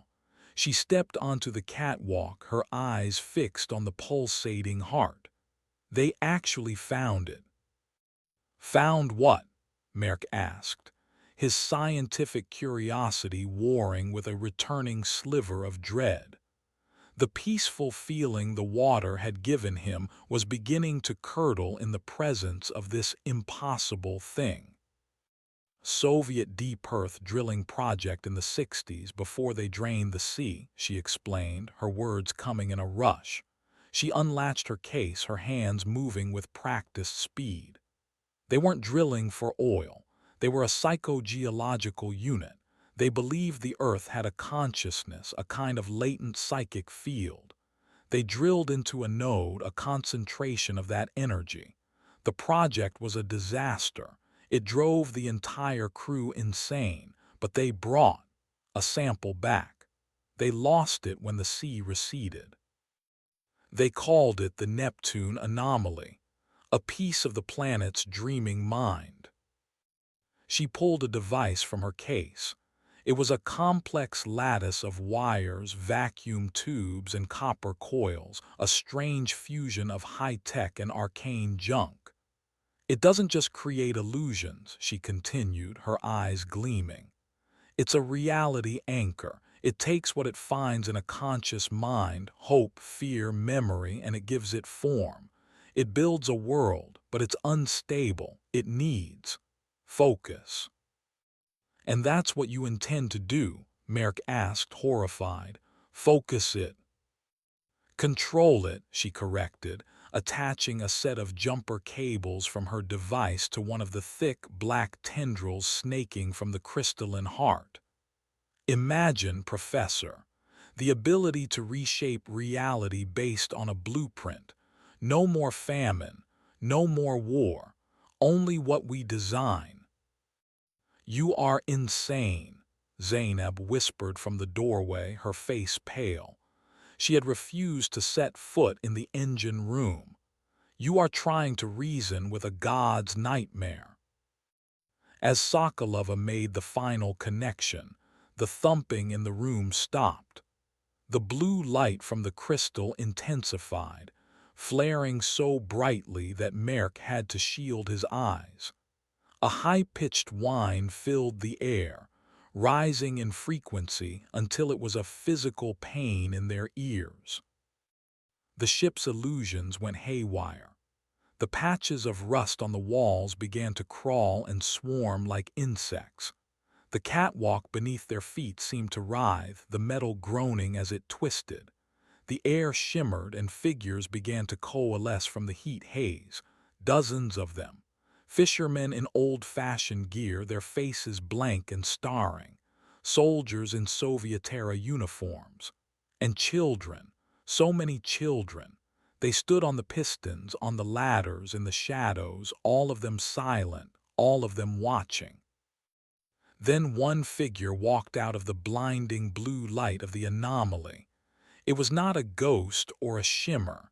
It looked solid, real. It was Jian Li. He was not the ragged, terrified man who had run from their camp. He was clean, his clothes immaculate. He smiled, a wide, friendly, placid smile that did not reach his eyes. He held up a hand in greeting. In his other hand he held a tall, glistening glass of water, condensation beading on its side.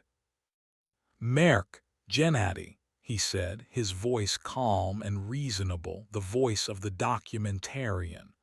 But layered beneath it, Merk could hear a faint, discordant chorus of other voices, the whispers from the storm, the cries of the drowned, the moans of the wind. "I'm so glad you made it." Jian took a slow, deliberate sip from the glass. "I told you they had water." Chapter 8: The Thirsting God. The giant figure stood before them, a perfect, smiling puppet. The chorus of whispers that clung to his voice was a sound of immense, ancient hunger. Gennady reacted instantly, his training overriding the psychic calm the water had induced. He raised his rifle, the sight settling squarely on the center of Jian's chest. "Get down," he yelled at Merk. But before he could fire, the puppet spoke again, its voice a smooth, placating balm. "Gennady, there is no need for that. You are safe here. We are all safe." As it spoke, the mirage of the Russian taiga reappeared, no longer fleeting but superimposed over the engine room. Towering pines grew from the deck plates, and the scent of damp earth overwhelmed the smell of ozone. "You see," the giant puppet continued, "home, peace. All you have to do is accept it. Lay down your weapon." Gennady hesitated.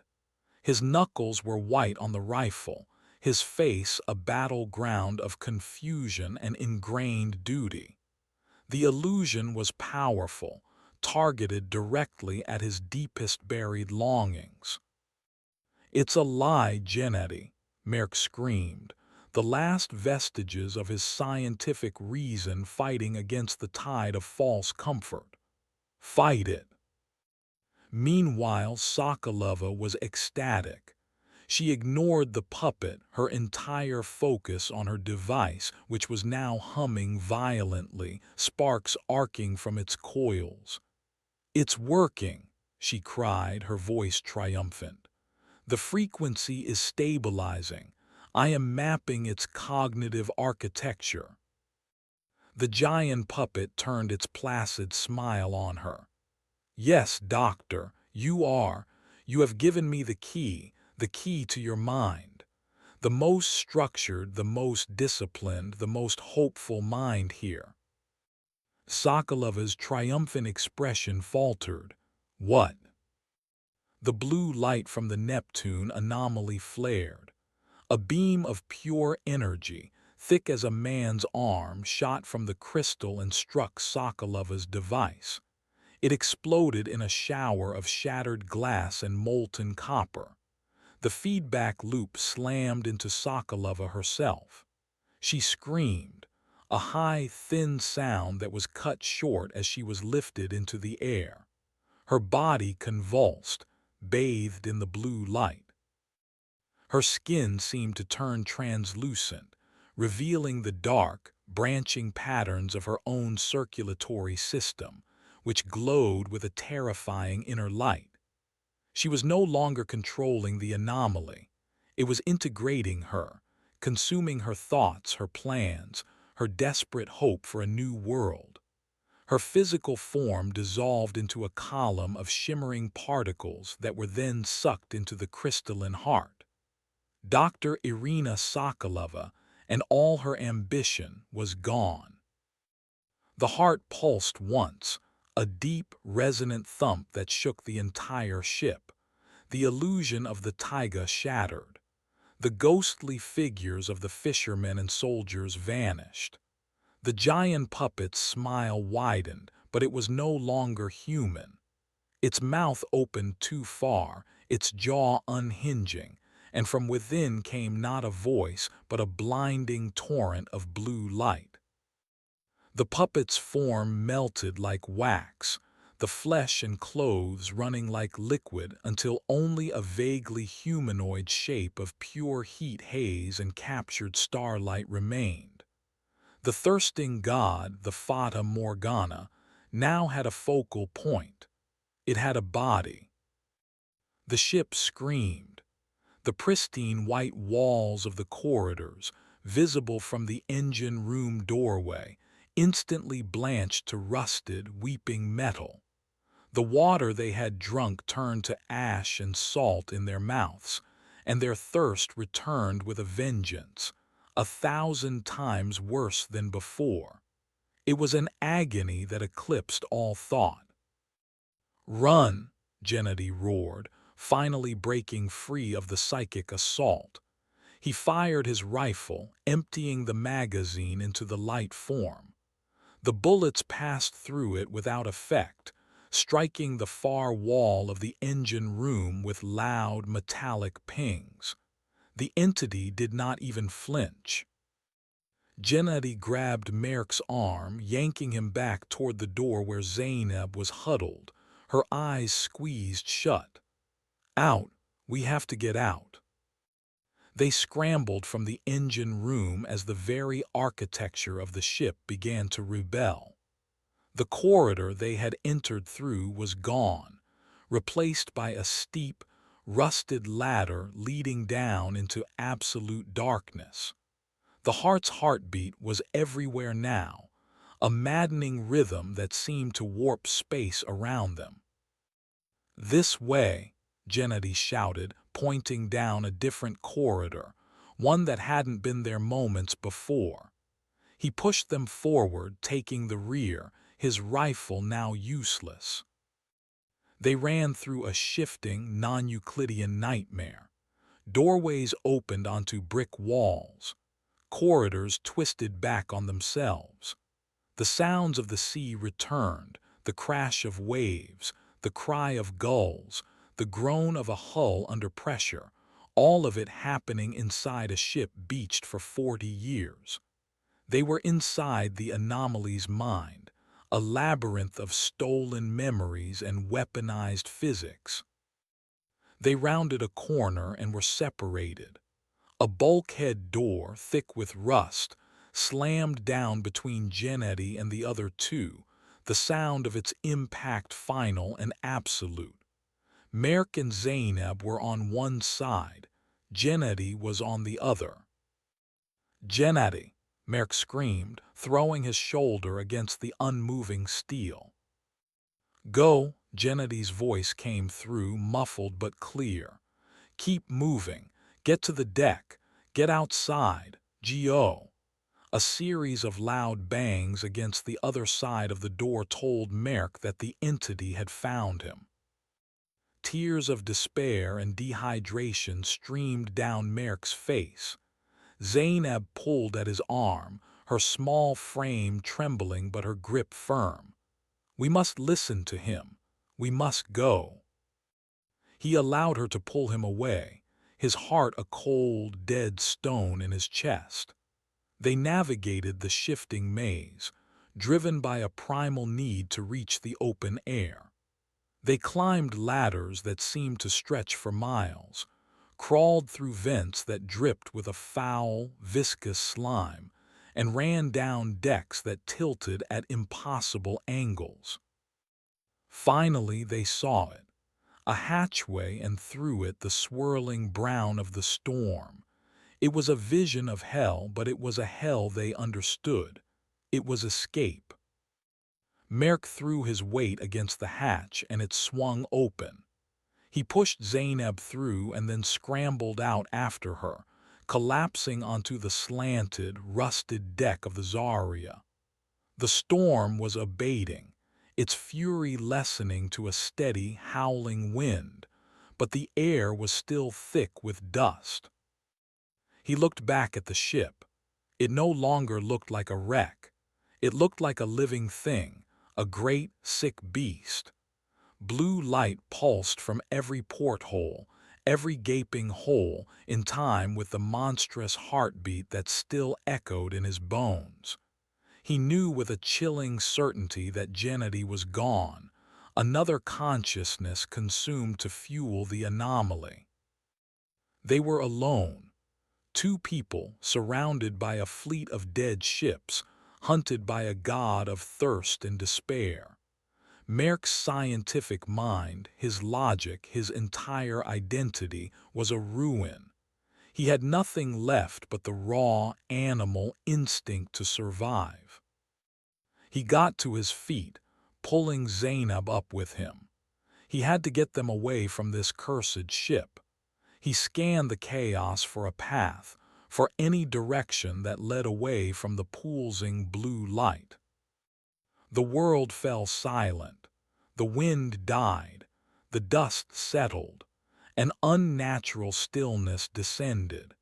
And in that silence, a child's voice whispered, so close it seemed to be breathing directly into his ear. "Are you thirsty, Professor Kaczynski?" Chapter 9. The Cartographer's Folly. The child's whisper was not a sound but a thought, planted directly into the core of Merck's consciousness. It was intimate and obscene. He recoiled, stumbling away from the pulsing, living ship, pulling Zainab with him. He slapped a hand over his ear, a useless, reflexive gesture against an enemy that was already inside his head. "You cannot run from your own mind, Merck." The voice was gentle, reasonable.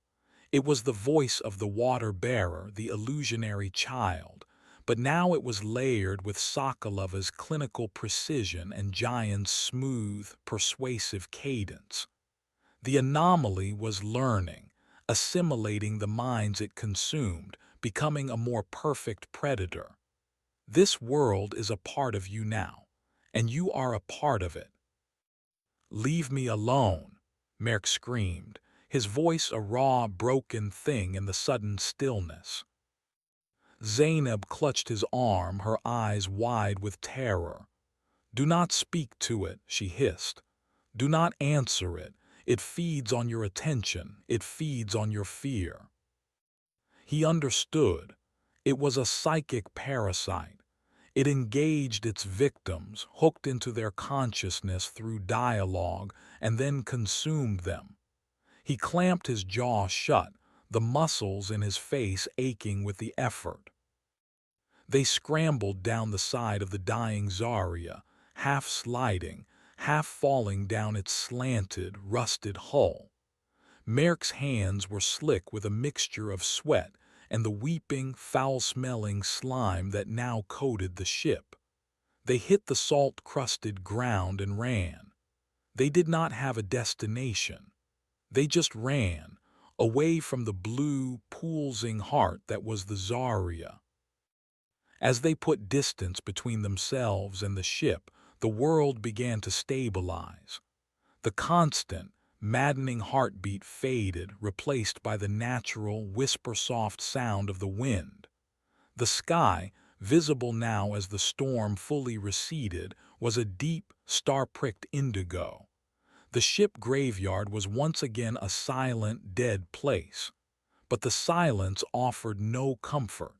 It was the silence of a predator holding its breath. They finally collapsed in the shadow of a different wreck, a small, overturned fishing trawler. Merck's lungs felt as if they were filled with ground glass. His thirst was a physical entity, a demon with its claws wrapped around his throat. Beside him, Zainab was a small, huddled shape, her breathing coming in shallow, ragged gasps.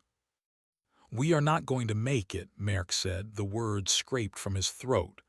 "The van is miles away. We have no water, no compass. We are dead.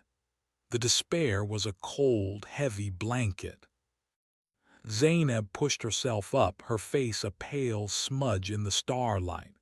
"No," she said, her voice surprisingly firm. "My grandfather, he told me stories. He said the thirsting haze has a weakness." "A weakness," Merk scoffed, the sound bitter. "It's a god, Zainab. It rebuilds reality. What weakness could it possibly have?" "It is not a god," she corrected, her tone sharp. "It is a hunger. It has no imagination of its own. It can only show you what is already inside your head. It reflects you. It cannot create something new." Merk stared at her, the gears of his broken scientific mind beginning to turn. It made a horrifying kind of sense. The Russian taiga for Gennady, his study for himself, giants smiling, water-bearing form, a manifestation of their shared, desperate hope. Sokolova's ambition had been the key, the focused mind the anomaly needed to become a stable, thinking entity. "And its weakness," he prompted. "You must show it something it cannot understand," she said. "Something the human mind cannot truly conceive of. My grandfather said you must. Empty yourself. Offer it nothing. A perfect void. A hunger cannot feed on nothing. An empty mind. A perfect void. To a scientist, to a man whose entire life was a collection of data, analysis, and logic, it was an impossible concept. How could he think about not thinking? It is a child's riddle, Merk. The voice was back, soft and persuasive. It was inside his head again, a calm poison. She is spouting peasant superstitions to comfort you as you die. But I can give you comfort that is real." The world around him shimmered. The rusted trawler beside them dissolved. The salt flats vanished. He was standing on a manicured lawn, the grass cool and damp under his bare feet. A small, familiar house stood before him, the lights on inside, spilling a warm, yellow glow onto a stone patio. It was his childhood home. "Come inside, Merk. There is cold water in the refrigerator. Your mother is waiting. She has been so worried about you." The illusion was perfect. He could smell the cut grass, the night-blooming jasmine his mother had planted by the door. He could hear the faint, muffled sound of the television from inside. The pull was immense, a gravitational force on his very soul. Every part of him screamed to walk up those steps, to open that door, to be safe, to be home. He felt Zainab's hand on his arm, a small, cold pressure in the warm, perfect night of the illusion. Her voice cut through the mirage, thin and distant but real. "It is not real, Merk. It is a memory. It is the past. It is dust." He looked from the warm, inviting house to her pale, desperate face. He was a cartographer, a mapper of reality. And here were two realities superimposed on each other. One was a comforting lie. The other was a horrifying truth. To survive, he had to choose the horror. He focused on the thirst. He let the agonizing, physical pain become his anchor. The cool grass of the illusion could not soothe the fire in his throat. The promise of cold water from the phantom refrigerator could not moisten his cracked, bleeding lips. Pain was real. Pain was the truth. "No," he grunted, the word an incredible effort. He squeezed his eyes shut and focused on the pain, on the grit in his mouth, on the memory of the pulsing blue light and Sokolova's silent scream. He held onto the horror. When he opened his eyes, the illusion of his childhood home was gone. He was back in the ship graveyard, kneeling on the salt, Zainab's hand still gripping his arm. He had done it. He had resisted. But the anomaly was learning. "Very good, Professor. You have discipline." The voice was colder now, stripped of its false comfort. It was the voice of the machine. "You reject the past. An admirable if foolish choice. But what about the future?" Merck felt a new sensation, a tingling in his limbs, a strange lightness in his chest. He looked down at his hands. They were becoming transparent. He could see the salt crystals on the ground through the flesh of his fingers. "What are you doing?" he gasped. "Zainab is right," the voice explained with chilling neutrality. "I reflect what is in your mind. And your mind, Mayor Kaczynski, is one of order, of data, of maps. You believe that everything can be measured and quantified. You believe that every person, every object is ultimately just a collection of data points on a grid." His terror grew as his body became more and more insubstantial. He was a ghost, a projection. "So I will give you what you believe. I will turn you into pure data. I will erase the messy, emotional, thirsty animal and leave only the map. It is the future you have always worked toward. A world of perfect, logical order." He was disappearing. He was being erased, not through violence but by the cold, dispassionate application of his own worldview. It was an intellectual, philosophical execution. He looked at Zainab and saw the terror in her eyes as she watched him fade. She was real. He was becoming a phantom.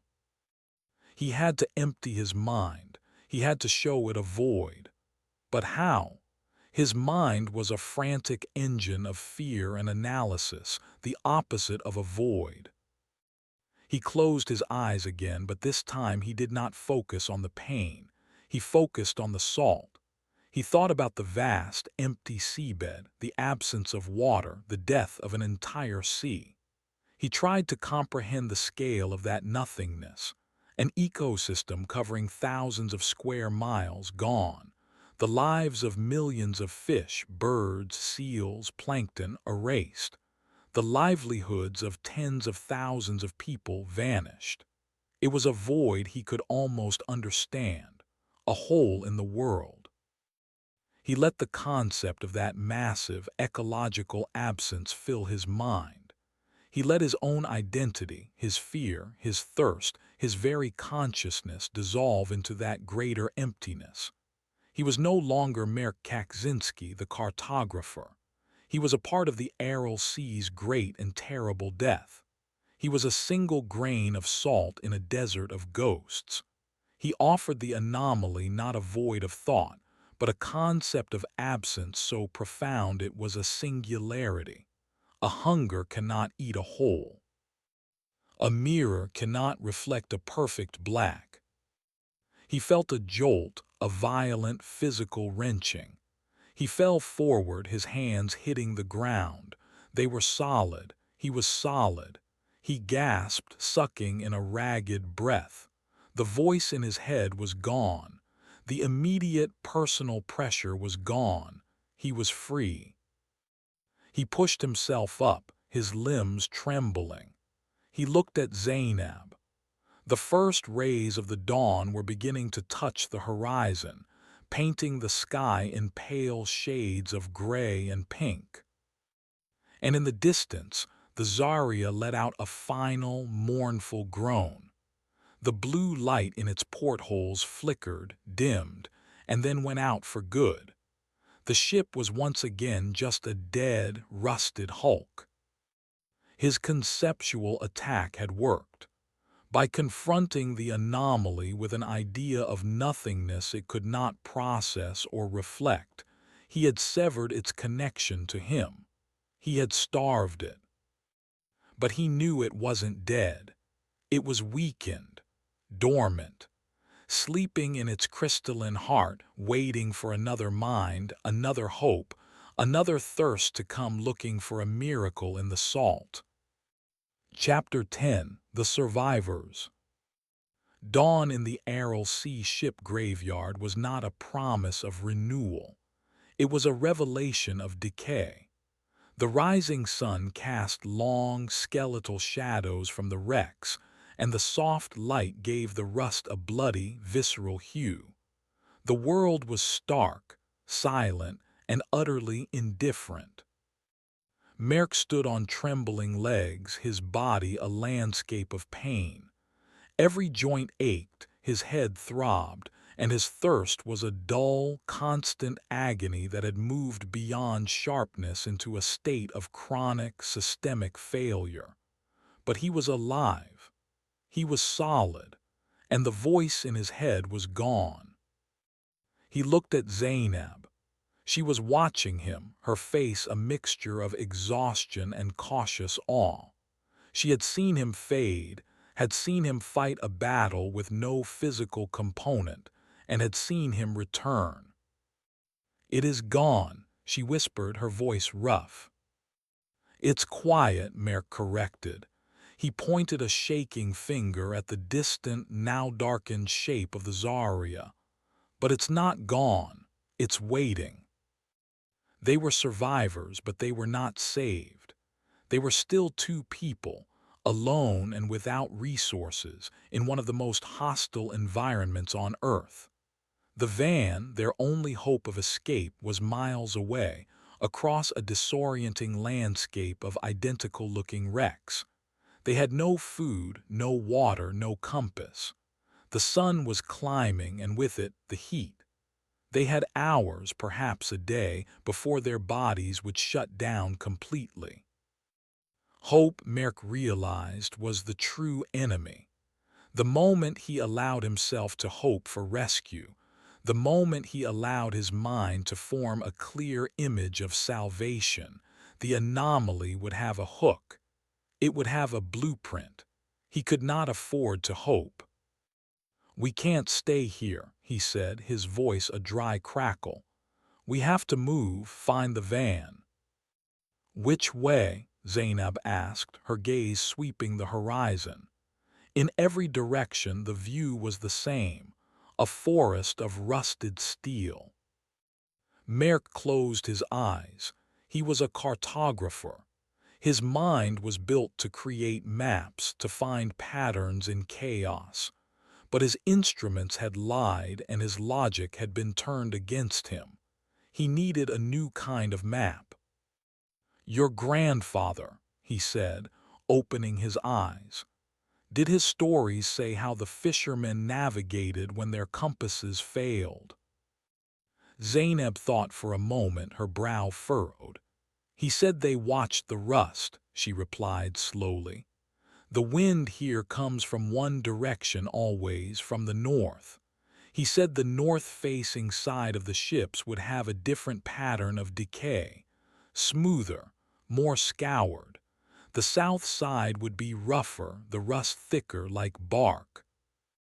Merck looked at the trawler they were hiding behind. He ran his solid, real hand over the hull on one side, then walked around and did the same on the other. She was right. One side was noticeably smoother to the touch, the layers of rust worn down. The other was pitted and rough. It was a compass made of decay, a map written in corrosion. "The van is south of the Aral Pride where we first made camp," he reasoned, his mind slowly, painfully beginning to work again. "The Zarya is east of that, so we need to go west, keeping the smooth side of the wrecks to our right." It was a desperate, flimsy plan, relying on folklore and subtle tactile differences. But it was a plan. It was movement. It was a single, logical step, devoid of hope or expectation. They began to walk. It was a slow, stumbling procession of the damned. They moved from the shadow of one wreck to the next, conserving what little energy they had. Merck constantly checked the patterns of rust, his fingers tracing the story of the wind on the cold steel. The sun climbed higher, beating down on them, turning the salt flats into a blinding white mirror. The illusions started again, but they were different now. Weaker. The anomaly could no longer get inside his head, so it threw crude, external mirages at them. A shimmering lake would appear on the horizon. The distant, pristine form of their UAZ van would materialize, only to dissolve into heat haze as they approached. The sound of a helicopter would echo from the sky, but the sky would remain empty. They ignored them all. Merck refused to look at the horizon. He looked only at the ground in front of him and at the rust on the ships beside him. He did not hope to find the van. He simply calculated the next step that would lead him in its general direction. He had emptied himself of hope, and in its place was a cold, grim process. Hours passed. Merck's vision began to blur at the edges. His legs felt disconnected from his body. He knew he was reaching his limit. He saw Zainab stumble and fall. He went to her, hauling her to her feet. She was lighter than he expected, a fragile collection of bones. "I cannot," she gasped, her head lolling. "I cannot go on." "You can," he said, his voice a harsh command. He was not offering encouragement, he was stating a fact. "You will." He looped her arm over his shoulder, half carrying, half dragging her. They would keep moving until they could not. It was that simple. He rounded the bow of another colossal beach tanker. His eyes, fixed on the ground, caught a familiar track in the dust. A tire track, wide with a distinctive tread pattern. He stopped, his heart giving a single, painful thump. He looked up. 50 yards away, nestled in the shadow of the tanker, was the UAZ 452. It was real. It was not shimmering. Its paint was faded, its tires were dusty, and a large dent was visible on its roof where the entity had struck it. He did not feel relief. He did not feel joy. He felt only a dull, logical sense of arrival. This was the next point on the map. He dragged Zainab to the van. The doors were unlocked. He opened the passenger side and collapsed her onto the seat. He searched the interior. Their personal canteens were still there on the floor where they had left them. He picked his up. It was nearly empty, but when he shook it, it made a faint sloshing sound. A few precious ounces remained. He gave the water to Zainab, holding the canteen to her lips, letting her drink the last of it in small, careful sips. He watched her, his own thirst a roaring furnace. He knew that if he drank any, he would want it all. She needed it more. He stumbled to the driver's seat. He found the keys in the ignition where Gennady had left them. He put his foot on the clutch. He turned the key. The engine sputtered, it coughed, it whined. Then, with a roar, it caught. It was the most beautiful sound he had ever heard. He did not allow himself a moment of triumph. He put the van in gear and drove. He followed their own tracks back, away from the graveyard, away from the silent, waiting ships. He did not look in the rearview mirror. He did not want to see the place where he had lost his colleagues, his certainty, and his belief in a rational world. He just drove south. An hour later, Zainab stirred. She looked at him, her eyes clearer than before.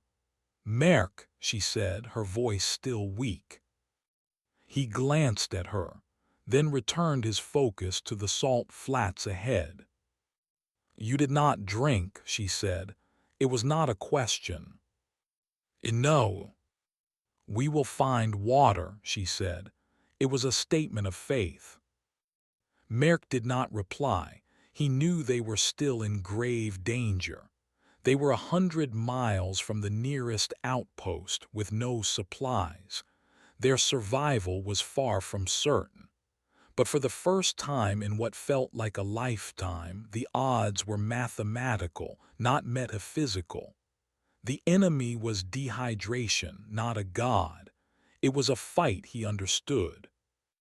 He kept driving south, chasing a horizon that shimmered with heat and the ghosts of a vanished sea, a changed man leaving a cursed place. He was a cartographer who had mapped the landscape of his own soul and found a terrifying, empty space. He had survived, but the price was a piece of his sanity, left behind in the salt and the steel. Chapter 11: The Crawling Road. The UAZ-452 was a tiny, rattling island of mechanical noise in a universe of profound silence. Merk drove with a rigid, obsessive focus that bordered on trance. His world had contracted to the few square feet of the van's cabin. The cracked windshield, the quivering needles of the dashboard gauges, the grimy steering wheel slick with his sweat. He monitored the temperature, the fuel, the oil pressure. These were knowable things, systems that operated on principles of cause and effect. He could trust them. He would trust nothing else. His body was a separate, failing machine he was forced to inhabit. The thirst had settled deep into his cells, a systemic poison that made his joints ache and his thoughts slow. A dull, persistent headache pulsed in time with the engine's drone. He ignored it. Pain was a data point, an indicator of system stress. He would log it and continue operation until system failure was imminent. Hope was a virus. He had excised it. Beside him, Zainab was a still, silent presence. The few ounces of water had been a temporary reprieve, a pause button on the inevitable, but it had brought a flicker of life back to her eyes. She did not speak, conserving her energy, her gaze fixed on the endless expanse of white that stretched in every direction. They were a two-person crew on a final, desperate voyage, the captain a broken automaton, and the first mate a keeper of dying embers. 2 hours into the drive, the landscape began to change. The dense clusters of shipwrecks thinned, giving way to a vast, open salt pan flatter and more uniform than the graveyard. The sun, climbing toward its zenith, beat down with a malevolent personal intensity. The air in the cabin was thick and hot enough to drink. Merk felt a wave of dizziness, the white plane outside the window momentarily tilting and swimming. He blinked, gripping the wheel tighter. System failure was approaching. How much fuel? Zainab's voice was a dry, rasping sound, the first words spoken since they had fled. Merk glanced at the gauge. The needle hovered just above a quarter. Enough for 70 kilometers, maybe 80 if the ground stays flat. And the outpost? 140 kilometers, he replied, his voice devoid of emotion. He was simply stating the facts of their extinction. We will not make it. Zainab did not respond. She did not weep or rage. She accepted the information, her silence a shared acknowledgement of their fate. In a strange way, Merk found her calm more comforting than any false optimism would have been. They were two scientists at the end of an experiment, observing the final, terminal phase. It was the temperature gauge that betrayed them first. The needle, which had held steady just below the red, began to creep upward, slowly at first, then with an unnerving speed. Merck watched it, his knuckles white on the wheel. He eased his foot off the accelerator, but the needle continued its relentless climb. "The engine is overheating," he stated. He pulled the van to a stop. When he killed the engine, the sudden silence was a physical blow. The only sound was a faint hissing from under the hood and the high, thin singing of his own distressed nervous system. He got out, the heat from the ground rising through the soles of his boots. He walked to the front of the van. A cloud of steam billowed from the grill, smelling of hot metal and burned coolant. He waited a few minutes for the metal to cool, then cautiously opened the hood. The problem was immediately apparent. A thick rubber hose connecting the radiator to the engine block was split, a jagged 3-inch gash weeping the last of its greenish fluid onto the salt. The clamps were still tight. The hose had simply failed, a victim of age and heat. He stood there staring at the mundane, fatal piece of broken rubber. It was so simple, so logical. There was no monster, no psychic anomaly, just a worn-out part. In a way, it was a more profound and cruel death sentence than any phantom. The universe did not need monsters to kill you. Entropy was sufficient. He slammed the hood shut, the clang startlingly loud in the quiet. He leaned against the hot metal, the full weight of their situation pressing down on him. He had fought a god and won, only to be defeated by basic thermodynamics. The irony was a bitter, metallic taste in his mouth. He slid to the ground, his back against the front wheel. The salt was hot beneath him. He was tired. A deep, profound exhaustion was settling into his bones. It would be so easy to close his eyes, to just stop. "But you are a problem solver, Merck." The voice was not inside his head. It was his own thought, his own identity reasserting itself. He was a scientist. A scientist does not give up when an experiment fails. He analyzes the failure, forms a new hypothesis, and tests it. The problem, a broken hose. The objective, create a seal. The materials available, the contents of the van. He pushed himself to his feet and began to work. He found the van's small, pathetic toolkit. He had a roll of duct tape, but he knew it would never hold against the heat and pressure. He needed something more. He rummaged through their discarded gear. Scientific equipment, canvas bags, clothes, nothing. Zainab watched him, her expression unreadable. "What are you doing?" "Trying to solve the equation," he grunted, pulling out a bag of geological sample containers. They were useless. He threw them to the ground in frustration. "Merk," Zainab's voice was different, tense. He looked up. She was not looking at him. She was staring past him at the southern horizon. "What is that?" He turned, squinting against the glare.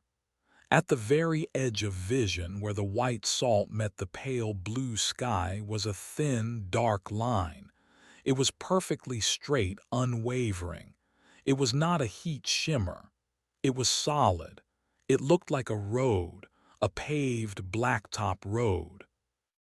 Merck's mind reeled. A road, out here.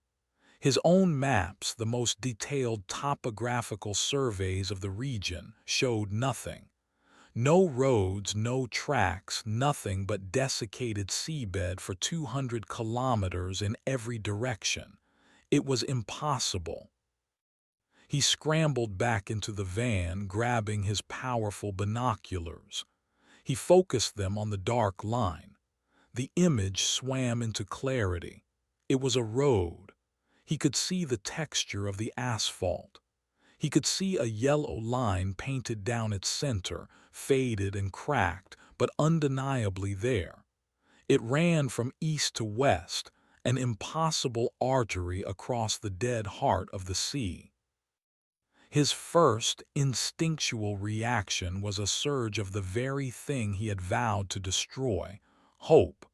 A road meant traffic. It meant civilization. It meant they were not in the middle of nowhere. They were close to something, if they could just get to that road. Then the cold, hard-won discipline reasserted itself. It was a lie. It had to be. It was the anomaly. It had learned from its previous failures. It was no longer offering him comforting memories or obvious phantoms. It was offering him a logical, practical solution, a temptation tailored to his scientific mind. It was a beautiful, elegant, deadly trap. "It is not real," he said, lowering the binoculars. He was trying to convince himself as much as Zainab. "It looks real," she whispered, her voice full of a desperate, painful longing. "The Zarya looked real," he countered, his voice harsh. "The water looked real. It is a lure, Zainab, the most clever one yet."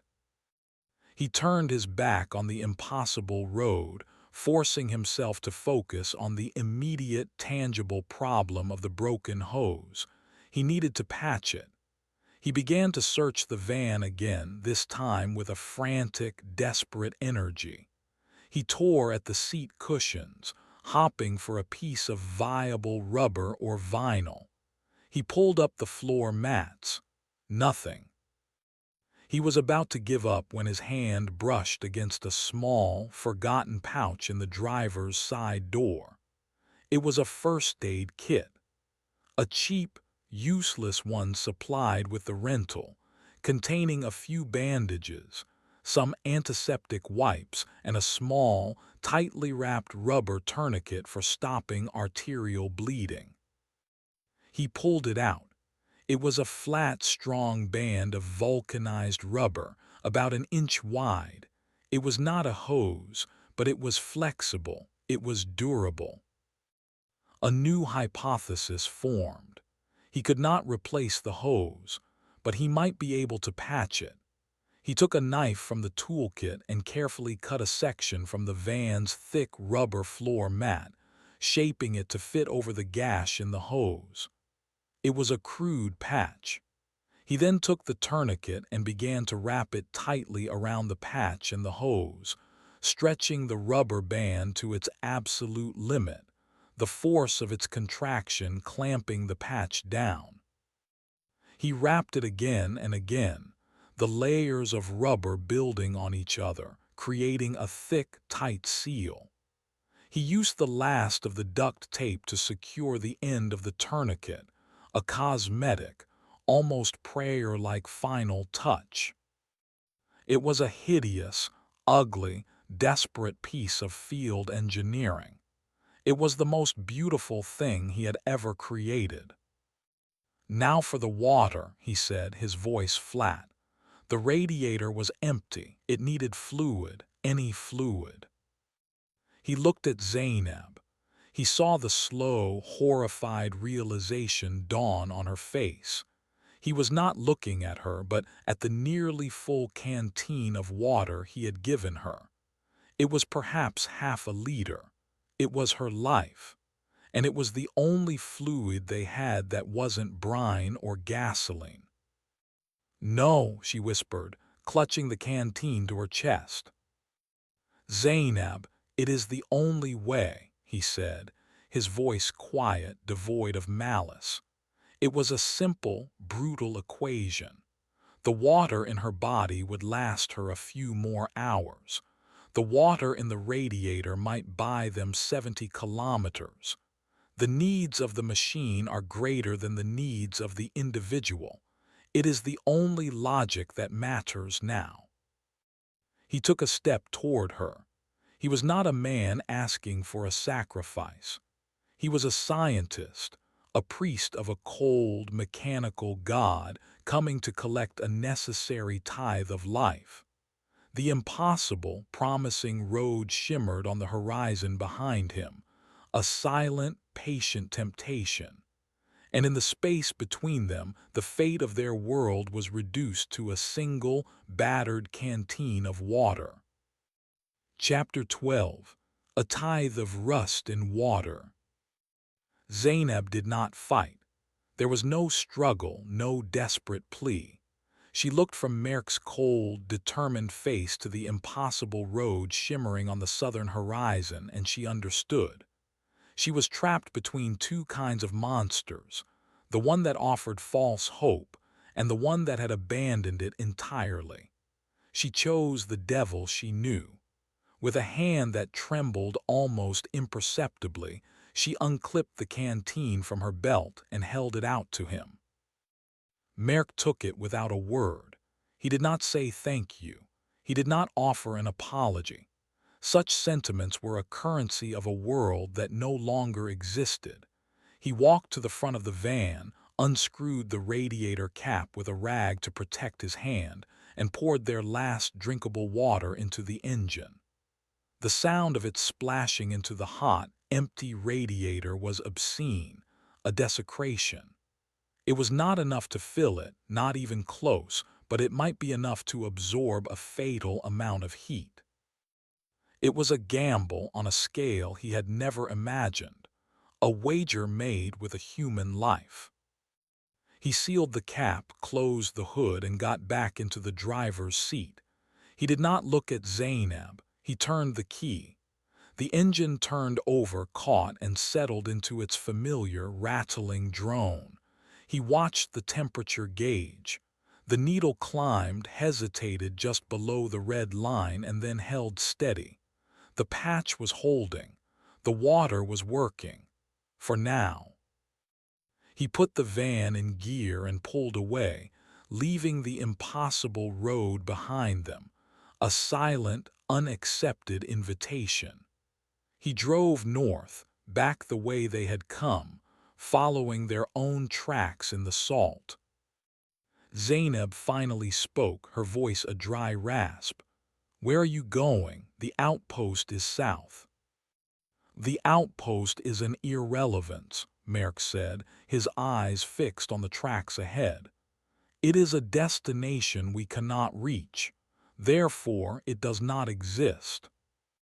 "Then where?" she whispered, a flicker of fear in her eyes. Had he finally gone mad? "I am a cartographer," he explained, his voice flat, didactic, as if he were lecturing a student. "A map is a collection of data points. Point A, our current position. Point B, a destination. The problem is not the distance between them. The problem is the assumption that point B is a fixed, known quantity." He tapped a finger on the dashboard. "The equation has too many variables: fuel, engine temperature, our own biological decay. To solve it, I must reduce the variables." He fell silent, concentrating on his driving. Zainab watched him, her fear slowly giving way to a dawning, horrified understanding. He was no longer trying to save them. He was trying to solve a problem. They were merely components of the equation. An hour passed. The landscape became familiar again. The first of the skeletal wrecks began to appear on the horizon, ghosts returning to haunt them. They were re-entering the ship graveyard. "Merck, no," Zainab breathed, her hand flying to her mouth. "Not back there, not to that place." "It is the only logical destination," he said, turning the wheel to navigate between two leaning trawlers. The anomaly is there. The Zarya. Point B cannot be a place of uncertain hope. It must be a place of certain threat. It is the only data point I can trust. What are you going to do? He did not answer. He drove with a new, grim purpose, deeper into the metallic forest. He passed the canyon where Giant had vanished, the cluster of wrecks where they had seen the water-bearer. He drove until the hulk of the Zarya was visible, a dead, dark shape against the sky. It was no longer pulsing with light, but its presence was a weight, a psychic gravity that pulled at the edges of his mind. He did not drive to the ship. Instead, he drove to the massive, listing tanker where they had first made camp, the Aral Pride. He brought the UAZ to a stop in its shadow, in the exact same spot they had parked 3 days before. He killed the engine. The silence that descended was heavy, expectant. He got out of the van. He walked to the rear and opened the doors. He began to unload their equipment, his GPS tripods, the sample cases, the empty water containers. He worked with a steady, deliberate rhythm. "Help me," he said to Zainab. She slid out of the van, her legs unsteady. "What are you doing, Merk? What is this?" "I am building a signal," he said, arranging the equipment on the ground. "A message. The anomaly communicates through ideas. It reflects the contents of the mind. My mind is now filled with a single, overriding concept." He picked up a long, metal survey pole and drove it into the salt crust with a grunt. A trap. He began to construct a strange, abstract sculpture from their gear. He set up his tripods in a precise triangulated pattern. He opened Sokolova's sample cases and laid out the vials of rust and dust in spiraling, geometric shapes. He used Giant's broken camera as the centerpiece, its shattered lens pointing toward the Zarya. It was a work of obsessive, insane art. It was a diagram of a broken mind. It fed on hope, he explained as he worked, his voice a low monotone. It fed on fear. It fed on memory. But the strongest drive is curiosity, the need to understand a pattern. It consumed Sokolova because her mind was the most structured, the most focused. I will give it a new structure to focus on, a puzzle it cannot resist. "A puzzle," Zainab repeated, her voice full of disbelief. "It nearly erased me by turning my own logic against me," Merk said. "It defined me as a set of data points and tried to reduce me to them. It was a fatal miscalculation. It assumed the map is the territory." He placed the last sample vial into position. The sculpture was complete. It was a mad cartographer's prayer to a dead sea. A human mind is not just a collection of data. It is also the observer, the ghost in the machine. It is the one variable that can never be solved. "And that," he said, looking at his creation, "is a trap." He stepped back. He had created an object of pure, irresistible intellectual bait. It was a complex, ordered system with a missing piece at its heart, the observer. It was a question with no answer. He could feel the anomaly's attention beginning to stir, a faint, psychic pressure, like a change in the barometric pressure before a storm. It was waking up. It was curious. "And now?" Zainab asked, her voice a whisper. Merk walked back to the van. He opened the fuel cap. He took a rag from the cab, fed one end into the tank, and left the other dangling out. He had created a primitive fuse. "And now," he said, pulling a box of matches from the first aid kit, We remove the variable.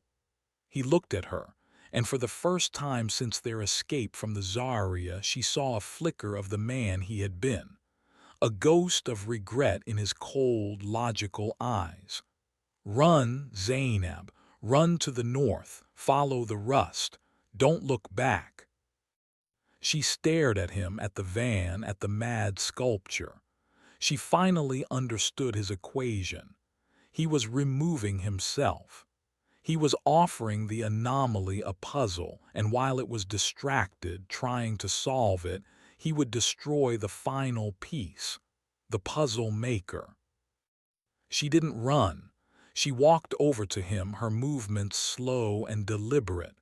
She reached out and took the matchbox from his hand. "No," she said. He looked at her confused. "Zainab, this is the only way." "You are a man of logic, Merk," she said, her voice finding a strength she had not possessed before. "Your logic is flawed. You assume the anomaly is your only enemy, but the desert will kill me in hours. A different monster, but just as certain." She looked from him to the UAZ. "This machine is our only chance, not as a weapon, as a vehicle, as it was intended." She gestured toward the southern horizon. "And that road, you said it was a lure, a lie, but what if it is? What if it's the one truth in this entire place? A single, inexplicable data point that your map did not account for." He stared at her, then at the distant, shimmering line of the road. It was still there, waiting. "It is a trick." "And what if it's not?" she countered. "It is a chance, a variable you have not tested. You are a scientist, are you not curious?"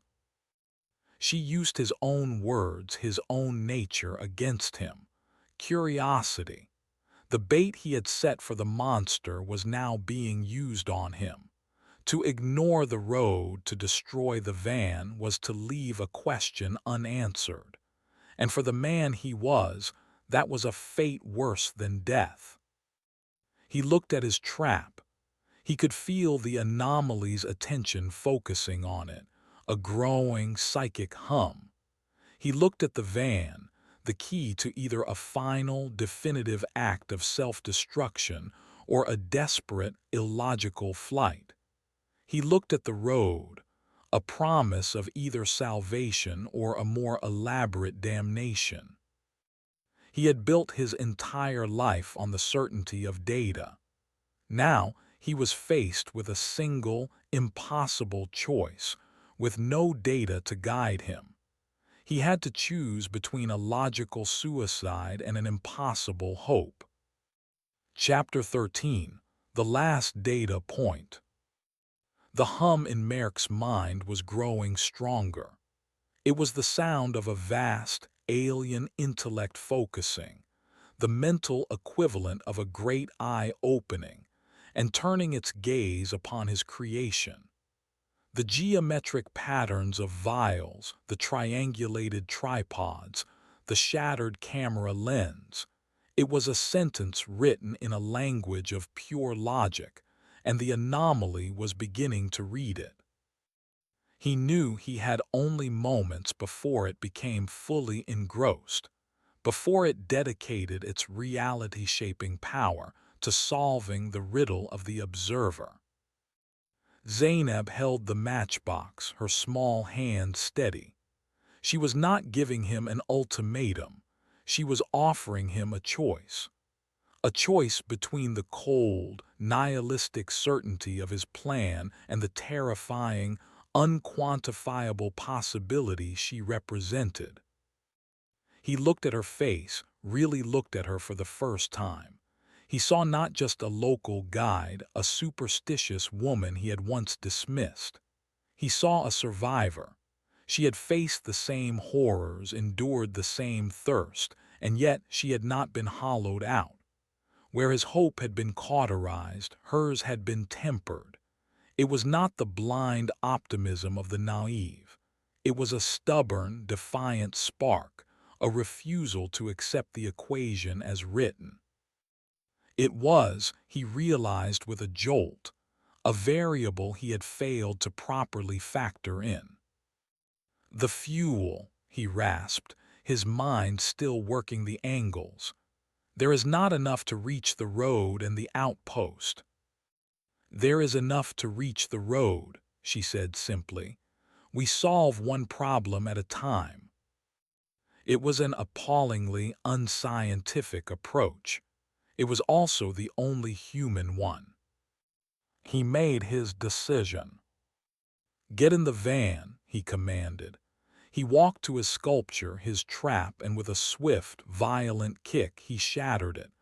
Vials cracked, tripods toppled. He destroyed the puzzle, cutting the anomaly's line of inquiry. The psychic hum in his head stuttered, confused, the great eye momentarily blinded. It was a precious few seconds of disorientation. He used it. He sprinted to the driver's side, jumped in, and slammed the door. Zainab was already in the passenger seat. He turned the key, and the engine roared to life. He did not wait for it to warm up. He slammed the van into gear and stomped on the accelerator, spraying a plume of salt and dust as the UAZ fishtailed and then shot forward, heading south. Behind them, a wave of palpable psychic rage emanated from the Zarya. The world flickered. For a terrifying second, the ground in front of them turned to a churning black ocean, and the skeletal wrecks became fully rigged ships crewed by ghostly sailors. Merck did not slow down. He drove straight into the illusion, his eyes fixed on the distant, steady line of the road. The illusion shattered against the van's physical reality, dissolving into pixels of dust and light. The anomaly was powerful, but its reach was finite. It was anchored to its host ship, and they were escaping its grasp. Merck drove with a focused fury he did not know he possessed. He pushed the battered van to its limits, the engine screaming, the temperature needle climbing back toward the red. He didn't care. The machine would either get them there or it would die. There was no other option. The road grew closer. It did not vanish. It did not shimmer. It became more solid, more real. He could see cracks in the asphalt now, tufts of hardy, salt-bleached grass growing from the shoulder. It was real. It was an impossible, miraculous, terrifying truth. The UAZ's tires hit the pavement with a jarring thump that shook the entire vehicle. They were on the road. Merck brought the van to a skidding, sideways stop in the middle of the empty, two-lane blacktop. He killed the engine. Silence. Not the dead, expectant silence of the ship graveyard, but a normal terrestrial silence. The air smelled different here, less of chemicals and more of hot asphalt and dry vegetation. To the west, the road stretched to the horizon. To the east, it did the same. There were no cars, no signs, just an endless, empty ribbon of civilization laid across the floor of a dead sea. Merck leaned his forehead against the steering wheel, his body trembling with a mixture of exhaustion and a strange, unfamiliar emotion. It wasn't hope. It was something smaller, more fragile. It was the feeling of a single, closed door opening a crack. He got out of the van and knelt, placing his palm flat against the asphalt. It was warm from the sun. It was coarse, real. He looked at Zainab, who had gotten out and was staring down the endless road. "Your grandfather never mentioned a road," he said. It was a statement, not a question. "No," she replied, her voice soft. "He did not." The road was the anomaly's final, most perfect trick. Or it was their salvation. There was no way to know. It was the last data point, the one that would define the outcome of the entire experiment. Merck looked east, then west. The choice was arbitrary. He pointed west. That way. He got back in the van. The engine, miraculously, started again. He turned onto the road and began to drive, following the faded yellow line into the unknown. They had a few kilometers of fuel left. After that, they would walk. They drove for 10 minutes, the van rattling along the empty highway. Merck's eyes scanned the horizon, searching for a sign, a cell tower, a building, anything. He saw nothing. The fuel needle touched empty. The engine sputtered, coughed, and died. They coasted to a silent stop in the middle of nowhere. This was it, the end of the line. Merck got out, his body moving with the slow, stiff gait of an old man. He looked down the road. Nothing. He looked back the way they had come. Nothing. The sun was hot on his neck. A dry breeze whispered past, carrying the scent of salt.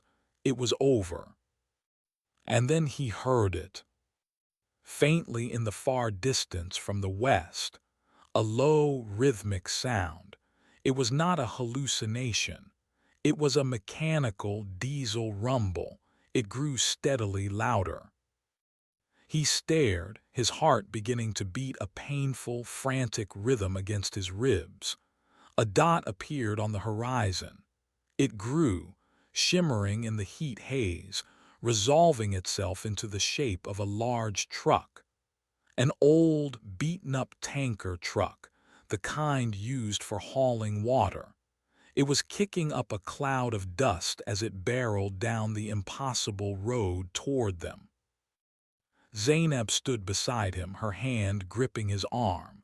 They watched, frozen, as the truck approached. It slowed as it neared them, its air brakes hissing. It pulled to a stop 20 yards away. The driver's side door creaked open, and a figure emerged, silhouetted against the blinding sun. It was an old man with a sun-blackened face and a long, white beard, dressed in the simple clothes of a local. He looked at the two of them, at their ragged state, at their dead van. He showed no surprise. He simply nodded, his expression a mixture of weary resignation and profound pity, as if they were a sight he had seen 1,000 times before. "The sea gives you a thirsty welcome," the old man said, his voice a gravelly rumble. He gestured with a thumb back toward the truck. "You need water, you need a ride." He paused, his gaze drifting past them, back toward the direction of the ship graveyard, a place he could not see but clearly knew was there. "Many people get lost out there looking for things that are gone. Not many find this road. You are the lucky ones." Merck could only stare, his logical mind completely and finally broken by the sheer, stubborn impossibility of it all. He looked at the man, at the truck, at the road. He looked at Zainab and saw the tears finally tracing clean paths through the grime on her face. He did not know if this was real, or if it was the anomaly's final, most perfect illusion, a salvation so complete it could never be questioned. He did not know if they had escaped, or if they had just entered a new, more subtle prison. The old man saw the doubt in his eyes. He smiled, a slow, knowing smile. "Do not worry, Professor," he said. "Reality is a stubborn thing. Come, the water is real, the road is real, the rest you can decide for yourself when you are no longer thirsty." Merck looked at Zainab and she nodded, a single decisive movement. He had been a man of answers. Now he was a man of questions, and for the first time he understood that was not a weakness. He took a single step, then another, walking away from his dead theories and his dead certainties, walking toward the old man and his truck, a survivor stepping off the edge of the map and into the unknown territory of what came next. Chapter 14: The Tanker and the Road. The cab of the water tanker was a small, hot world of its own. It smelled of diesel, dust, and the faint, sweetish scent of stale tobacco. The old man, who had introduced himself as Timur, drove with a relaxed, practiced ease, his gnarled hands steady on the big steering wheel. The rumble of the engine was a constant, soothing vibration, a sound of life and power that was the antithesis of the dead silence they had left behind. Merk sat pressed against the passenger door, a tin mug of water cradled in his hands. It was the second one Timur had given him. The water was cool, clean, and blessedly real. It did not induce a state of blissful peace or rewrite his perceptions. It simply quenched the fire in his throat and brought a measure of clarity back to his thoughts. Each sip was a small, grounding miracle.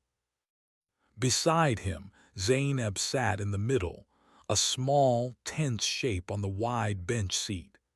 She nursed her own mug of water, but her eyes were fixed on Timur.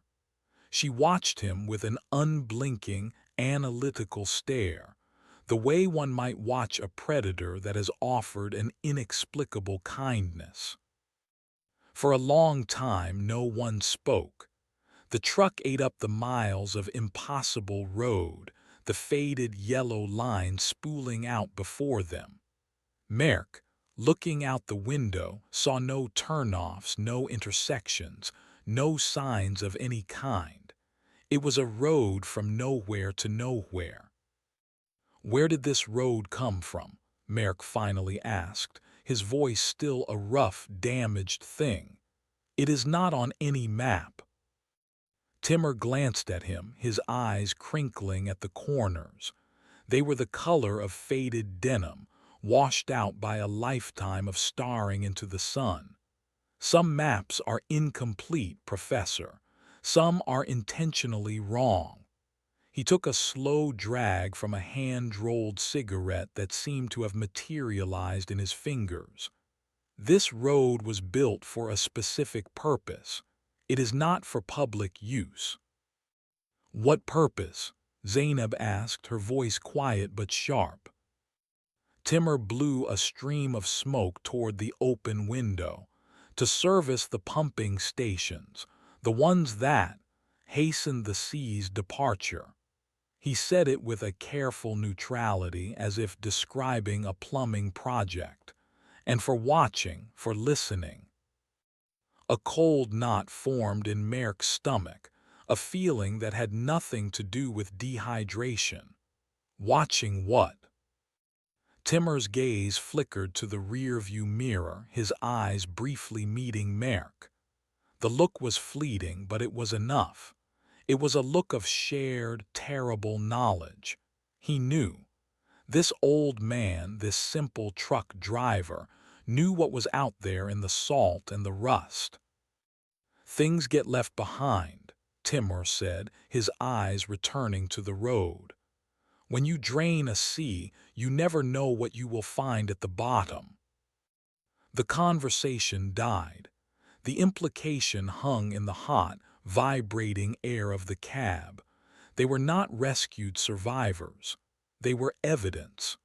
They were anomalies who had stumbled out of a quarantine zone. The road was not a path to civilization. It was the wall of the cage. Merk's mind, slowly coming back online, began to race. The perfect placement of the road, the timely arrival of the truck. It was too convenient. It was a system, a protocol. This was what happened to the ones who came out. He studied the truck's cab more closely. It was old and beaten up on the outside, but the inside held subtle incongruities. Mounted above the dashboard was a modern, ruggedized tablet displaying a complex topographical map. A small, sealed Pelican case was wedged behind the seat, and on the floor near the gearshift was a faint but unmistakable dark brown stain. Merck, who had seen enough of Gennedy's gear, recognized the color of dried blood.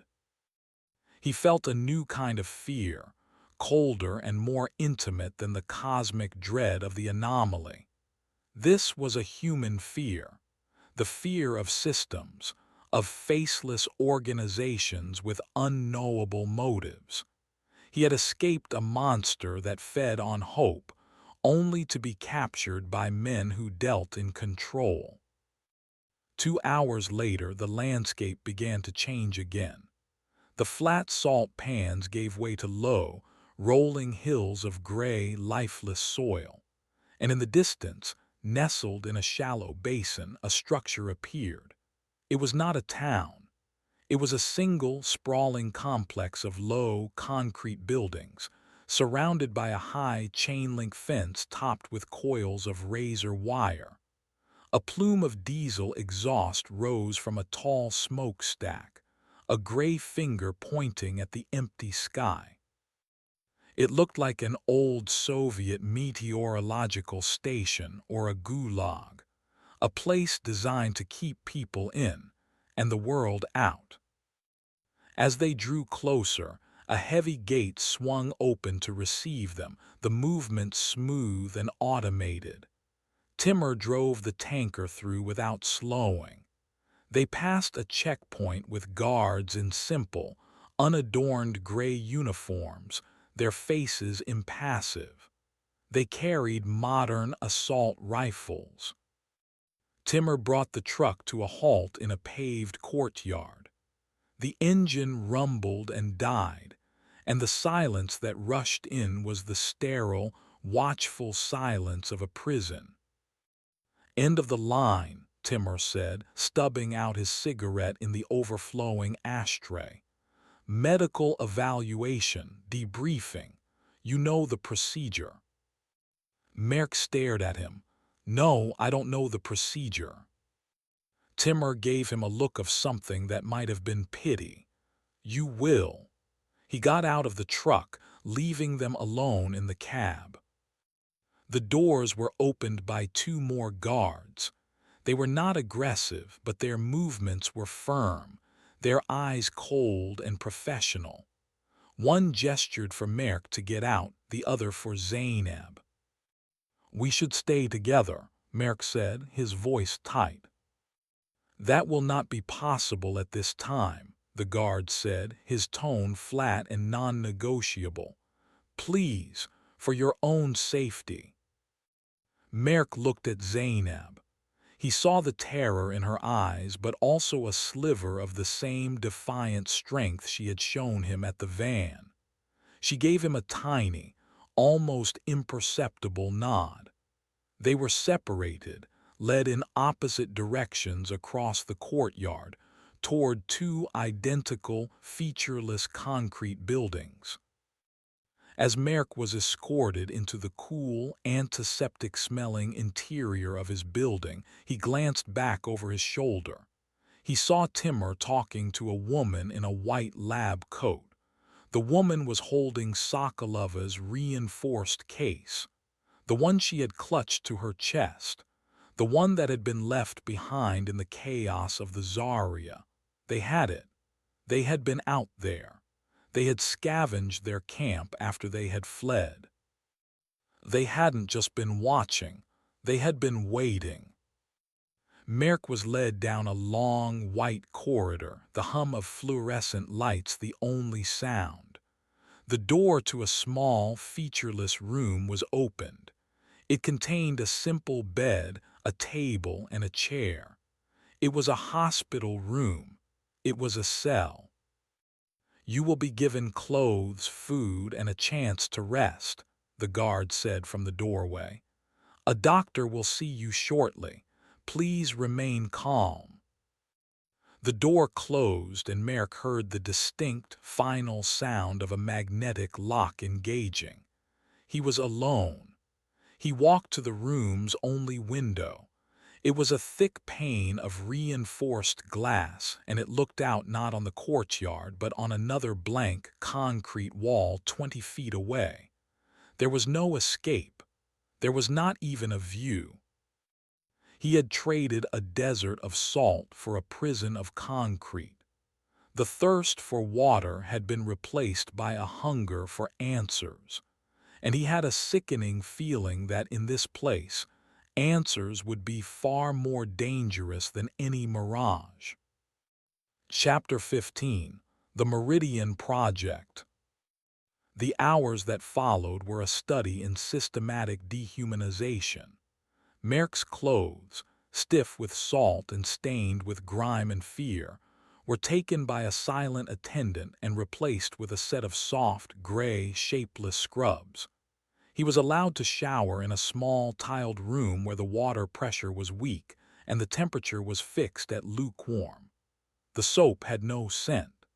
The towel was thin and rough. Every detail seemed calculated to strip away identity, to reduce him to a clean, manageable specimen. A doctor, a young man with tired eyes and an expression of profound professional boredom, came and took his blood. He checked his heart, his lungs, his reflexes. He shone a light into his eyes. He asked a series of rote questions about his physical state, his words precise and detached. He showed no curiosity about what Merrick had endured, no empathy for his condition.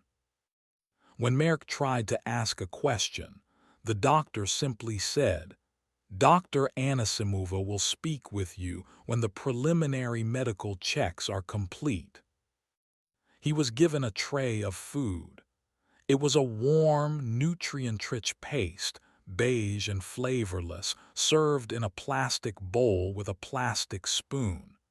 It was fuel, not a meal. He ate it mechanically, his body craving the calories, his mind recoiling from the utter lack of sensation. He was being processed. He was a piece of contaminated material being moved through a sterile protocol. The uncertainty of the desert had been replaced by the cold, terrifying certainty of a bureaucracy. He did not know which was worse. He tried to sleep on the narrow bed, but his mind refused to shut down. He was trapped in a white, humming box, and his thoughts raced. Where was Zainab?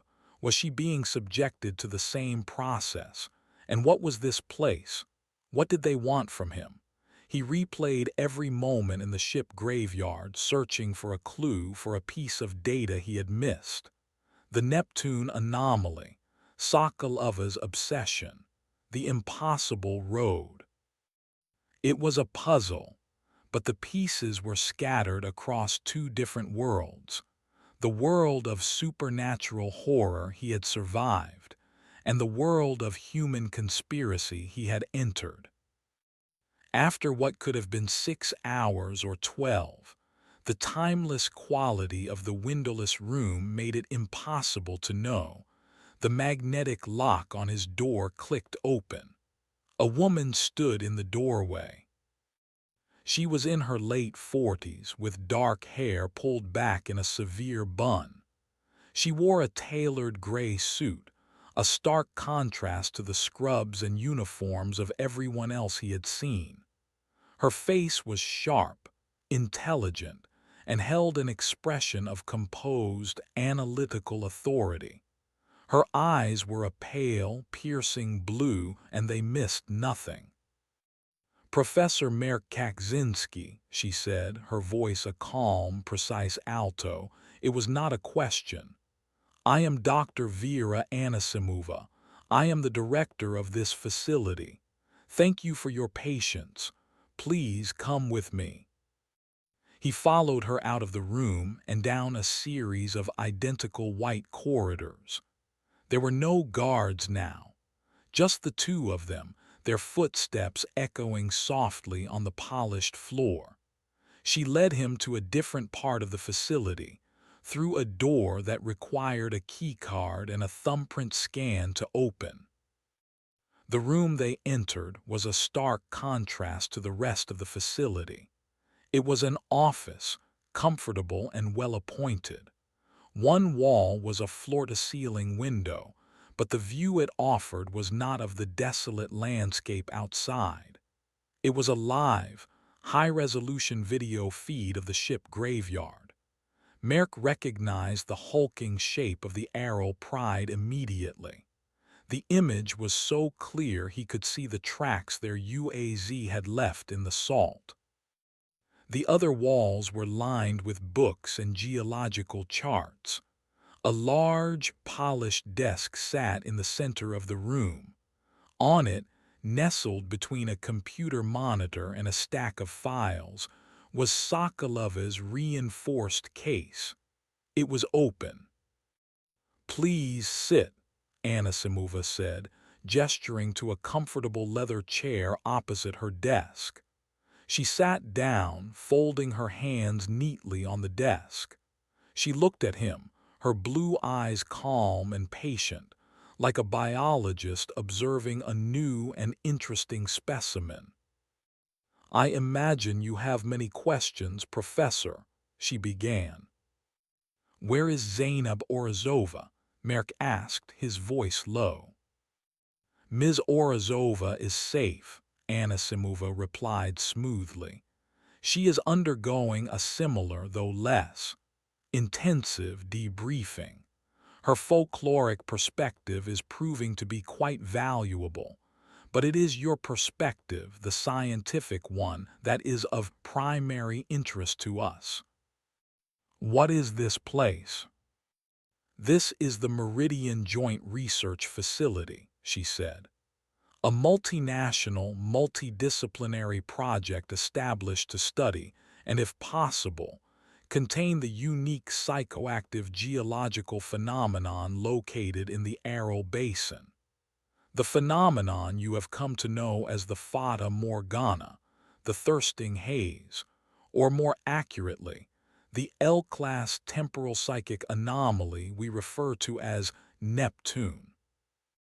Her words were a torrent of clinical, detached information that confirmed his worst fears. They knew everything. "You knew we were out there," Merck stated, the pieces clicking into place. "You let it happen." "Observation is a critical part of our research, Professor," she said without a hint of apology. "We have sent in drones. We have sent in shielded robotic probes, but the Neptune anomaly is a consciousness-based phenomenon.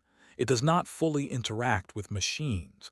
It requires a human mind to manifest its properties. Previous volunteers did not possess your unique combination of scientific discipline and psychological resilience. They were broken within hours. You survived for days. You are, to put it bluntly, the most successful field test we have ever had." Merck felt a surge of cold fury. Gennady, Jayan, Sokolova, they weren't casualties, they were data points. They were the failed experiments that had preceded his success. "You are monsters," he whispered. Anisimova's expression did not change. "We are scientists, Professor, and we are dealing with a force that could rewrite human perception on a global scale." Dr. Sokolova understood the potential. She was misguided in her methods, but not in her ambition. She gestured to the open case on her desk. Her device was a crude but brilliant attempt to interface with the anomaly, to impose a human will upon its chaotic output. She came closer than anyone before her. She leaned forward, her blue eyes locking onto his. "But you, Professor, you did something far more remarkable. You did not try to control it. You did not try to fight it. According to the preliminary psychic resonance readings we took from you upon your arrival, you reasoned with it. You presented it with a logical paradox that induced a temporary system shutdown. You weaponized epistemology. She paused, letting the words sink in. Tell me, Professor Kaczynski. Tell me everything. Start with the footprint in the galley. Tell me how you took an abstract philosophical concept and turned it into a defense mechanism against a reality-bending God. Your experience is not just a story of survival. It is the key to understanding and perhaps controlling Neptune. And you are going to give us that key. The request was calm, reasonable, and absolute. It was not an offer. It was a demand. Merck looked from her confident, analytical face to the silent, high-definition image of the ship graveyard on the wall. He was no longer a prisoner of the anomaly. He was a prisoner of the people who studied it. He had escaped the labyrinth, only to be handed over to its keepers. And they were far more dangerous because they were not a hungry, chaotic force. They were organized, they were patient, and they had a purpose. Chapter 16. The Architecture of a Cage. Merck did not speak. He sat in the leather chair, the cool, conditioned air of the office a stark contrast to the inferno of his memories, and he stared at the woman across the desk. He had been a specimen under the microscope of a god. Now he was a specimen under the microscope of a bureaucracy. The shift in scale did not make the experience any less violating. Anisimova waited, her patience a tangible force in the room. She did not pressure him, did not threaten. She simply sat, her pale blue eyes watching him, confident that the walls, the locks, and the sheer, crushing isolation of his circumstances would eventually compel him to cooperate. He thought of Zainab. He thought of her quiet strength, her stubborn refusal to surrender to the logic of despair. What was happening to her? Was she in a similar room being interrogated by a folklorist in a suit, her family's sacred stories being strip-mined for strategic data? The thought was a fresh violation, a profanity that solidified his resolve. No, Merck said. The word was quiet, but it landed in the sterile room with the weight of a thrown stone. Anisimova's eyebrow raised a single fractional millimeter. It was the only sign of her surprise. I beg your pardon. I will not help you, Merck clarified, his voice gaining strength. I will not give you the key. Whatever happened out there, it was a matter of survival, not science. It is not a weapon for you to dissect and replicate.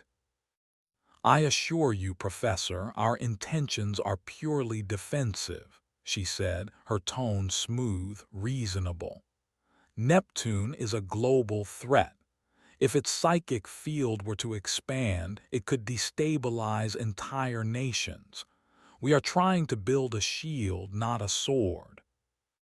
You built a road to it, Merck countered, his mind making connections with a speed born of adrenaline and rage. You paved a path right to its doorstep, and this facility, it's powered. It requires fuel, water, supplies. That truck driver, Timmer, he's not just a watchman. He is part of a supply line. You are not just observing the anomaly. You are feeding it. Anisimova's calm expression finally fractured. A flicker of something, annoyance, perhaps even a sliver of respect, passed through her eyes. You are a very perceptive man, Professor. She stood up and walked to the large window displaying the live feed of the graveyard. The anomaly is not a static object. It is a complex system. Like any system, it requires energy. When the sea was here, it drew that energy from the vast, interconnected biomass of the water. Now, it is starving. She gestured to the screen. When it is starved, it is dormant as it is now, but it is also unpredictable. When a new energy source enters its field, a research probe, a lost scavenger, an ambitious expedition, it wakes, it feeds, its field expands. Its abilities grow more powerful, more complex. Then when the source is consumed, it starves again and the cycle repeats. It is a predator in a state of feast and famine. And you provide the famine, Merck deduced, the monstrous logic of it all clicking into place. You let people wander in. You watch them get eaten. You study the results. You are leaving bait for a monster to keep it weak. We maintain the equilibrium, she corrected, her voice cold. The road is not a supply line for us, it is a leash.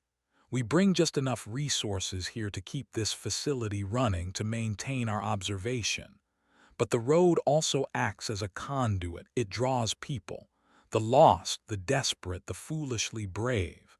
They hear rumors of an old Soviet research station, of salvageable materials. They find the road, they follow it, they become unsanctioned variables in a long-term experiment. She turned from the window to face him. We do not feed it, Professor. We simply allow it to hunt on its designated preserve. The sheer, calculated cruelty of it was breathtaking. This was not a shield. This was a farm, a human farm with a godlike parasite as the livestock.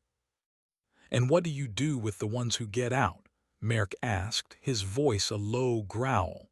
"Like us."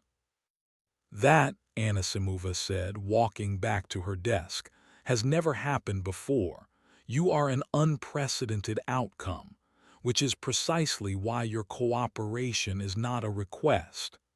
She sat down and pressed a small button on her desk console. "You see, Professor, you believe you have escaped the labyrinth, but you are still a part of it. You are simply in a different wing." A section of the wall behind Merck slid open with a soft hiss, revealing a small, darkened observation room. Standing inside, behind a thick pane of glass, was Zainab. She was not being interrogated. She stood perfectly still, her hands at her sides, her face pale and devoid of expression. Her eyes were open, but they were not focused on Merck. They were staring into nothing. "What have you done to her?" Merck whispered, rising from his chair. "We have done nothing," Anisimova said calmly. "We simply showed her something, an image, a data point she was not equipped to process." On a monitor inside the observation room, an image flickered to life. It was satellite imagery, a series of photographs taken over a period of years. The first showed the Aral Sea as it was in the 1970s, a vast, healthy body of water. The next showed it a decade later, shrinking, receding. The next, another decade, showed it fractured into smaller lakes, the ship graveyard a tiny, emerging scar. The final image was from the previous week. It showed the desiccated basin as it was now. But there was something new.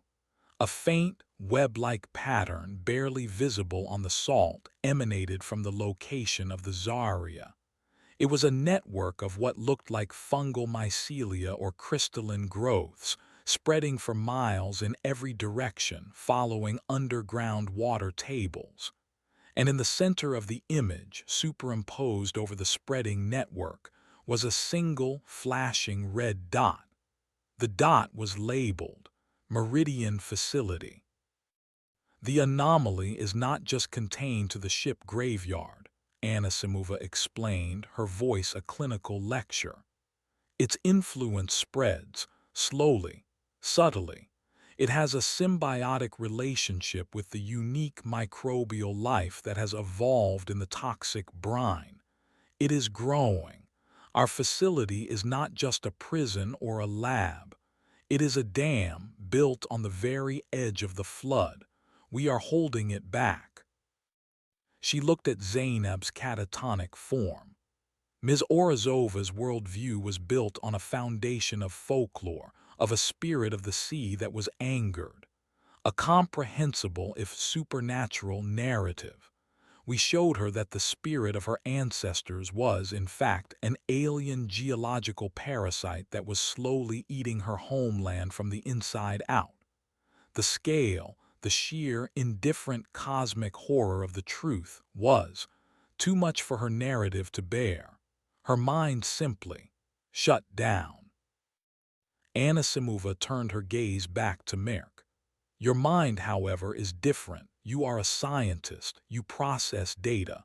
You adapt your worldview to accommodate new, even terrifying information. You can handle the truth. Her voice was a silken trap. Help us, Professor. Help us understand the thing that broke her. Help us understand the thing you survived. Or you can join her behind the glass and we will take what we need from your mind in a much less collaborative fashion. Merk stared at Zainab's empty eyes. They had taken her hope, the one thing she had managed to preserve, and they had crushed it with a single, brutal fact. They had not used a phantom or a mirage. They had weaponized the truth. He looked at Anisimova, at her calm, confident, monstrously reasonable face. He had tried defiance. He had tried logic. He had tried to offer nothing. But his cage was not a ship of illusions. It was an architecture of facts, and its walls were closing in. He had only one path left, not escape, not resistance, deception. All right, Merk said, the word tasting like poison. He slowly sat back down. I will tell you everything. He would become the perfect specimen. He would cooperate. He would analyze. And he would learn the architecture of his new cage, not to escape it, but to find its load-bearing walls, its structural weaknesses. And then he would bring the whole damned facility down. Chapter 17. The Language of the Anomaly. Merck's cooperation was a masterpiece of scientific performance. He transformed himself from a defiant prisoner into a zealous collaborator, a man whose near-death experience had ignited a fire of pure, obsessive curiosity. He understood that in a system run by analysts and observers, the most effective camouflage was to become one of them. The debriefing sessions with Anisimova were long and intense. They took place in her office, the silent, watchful eye of the ship graveyard always present on the large screen. Merck recounted every detail of their ordeal, but he did so through a carefully constructed filter. He described the anomaly's manifestations not as terrifying phantoms, but as targeted psychoactive projections. He detailed his own mental battle not as a desperate act of will, but as the development of a cognitive counterfrequency. He was translating his trauma into their language, the bloodless, clinical jargon of the Meridian Project. He gave them what they wanted, but he held the most crucial part back. He described his final defense, the concept of the void, of a profound and total absence, in purely mathematical terms. He called it a null-state cognitive recursion, a logic bomb that overloaded the anomaly's processing capacity. He deliberately omitted the emotional, philosophical core of the experience, the act of surrendering his own identity to a greater, more sorrowful emptiness. He gave them the equation, but he kept the soul of the magic for himself. Anisimova and her team consumed his data voraciously. They built models, ran simulations. They saw him not as a survivor, but as a living Rosetta Stone, the key to deciphering the language of their god parasite. His apparent cooperation earned him a greater degree of freedom. He was moved from his cell-like room to a small, functional apartment within the facility's residential wing. He was given access to their library, their geological data, and their unclassified research notes. He was a trusted consultant, a valued asset. He was a prisoner with a longer leash. He saw Zainab only once during this time. He was being escorted down a corridor when a door opened and he saw her for a brief moment. She was sitting in a chair in a brightly lit room, staring at a wall. Her face was placid, her eyes empty. She was clean, fed, and utterly gone. A silent attendant was spooning the same nutrient paste he'd been given into her mouth. She swallowed without reaction. The sight was a knife in his gut, a constant, burning reminder of the stakes. He was not just fighting for his own freedom. He was fighting for what was left of her. He used his new access to learn. He devoured every file he was permitted to see, building a map of the Meridian Project in his mind. He learned of its history, a secret addendum to the Cold War, a joint project between rival intelligence agencies who had both stumbled upon the same terrifying secret at the bottom of the Aral Sea. He learned of their methods, the brutal, apathetic use of local assets, scavengers, nomads, refugees as unwitting test subjects. He learned of their ultimate goal, a project codenamed Aegis, the creation of a psychic shield, a weaponized version of his own null-state recursion, designed to render a consciousness invisible to the anomaly, allowing their soldiers to enter the zone and capture or destroy Neptune's physical core. His evenings were spent with Timur. The old truck driver was his designated handler, his minder. They would sit in the facility's sterile canteen, Timur smoking his hand-rolled cigarettes and drinking strong black tea. The old man was a cynic, a pragmatist who had long ago made his peace with the monstrous nature of his employers. "You're a good actor, Professor," Timur said one evening, his voice a low rumble.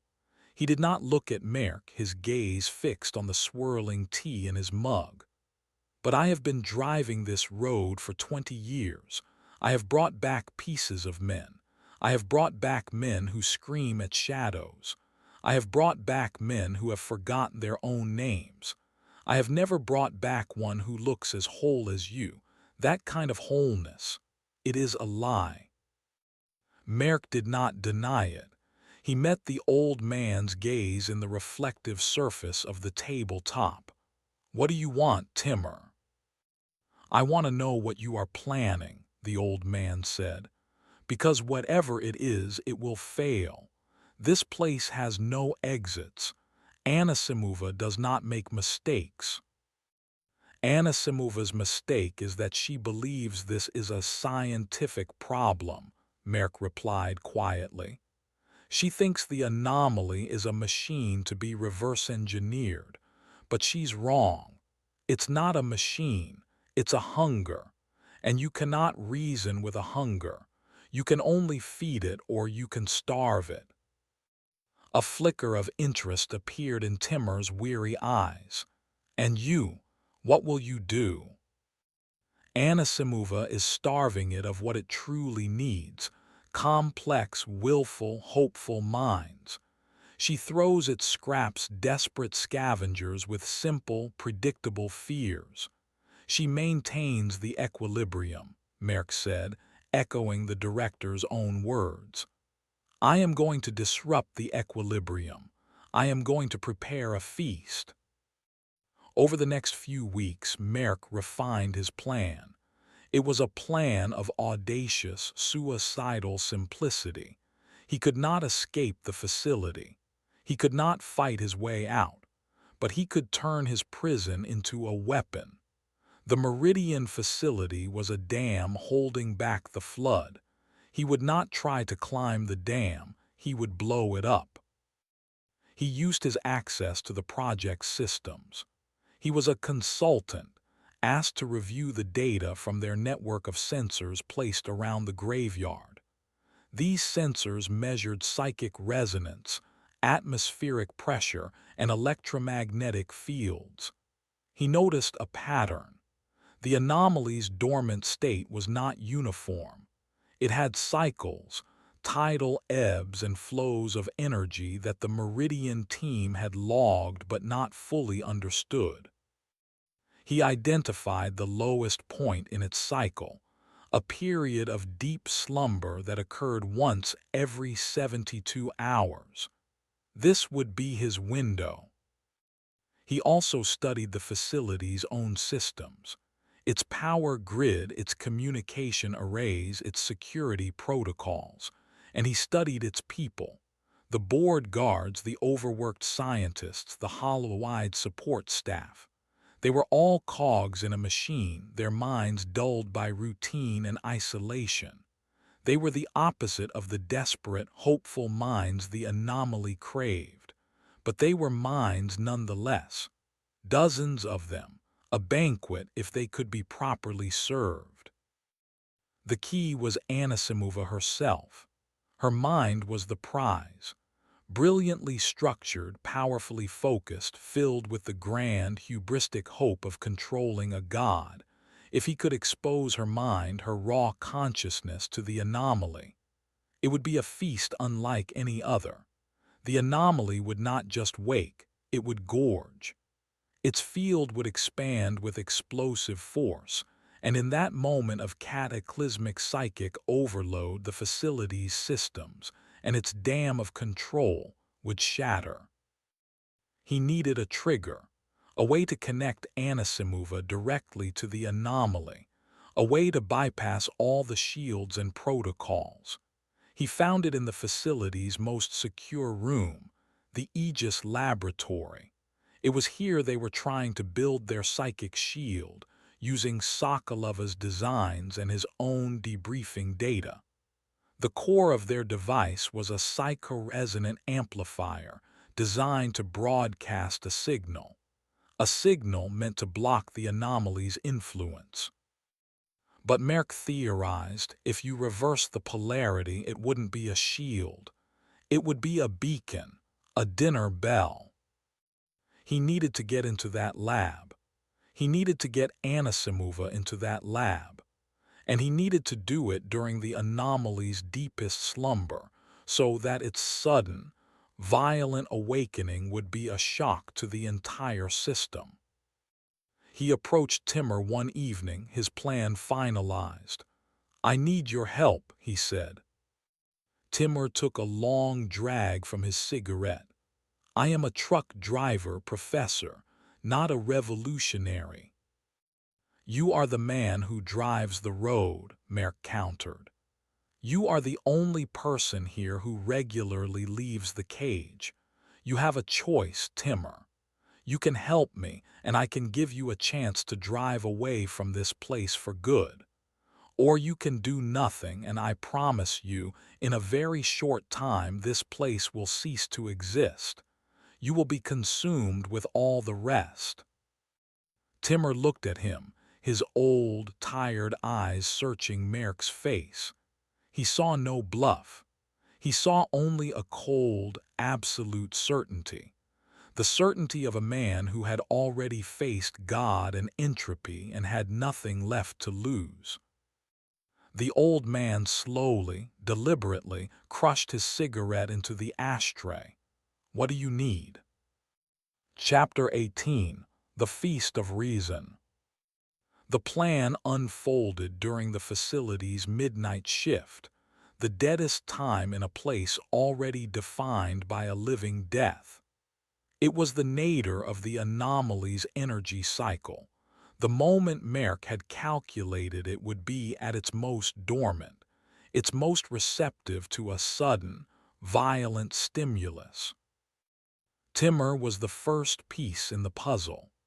An hour before the shift change, he drove his water tanker into the courtyard and, following Merck's precise instructions, parked it directly over a specific maintenance grate. It was the access point for the primary conduit that carried all the facility's communication and power lines, including the shielded cables that led to the Aegis laboratory.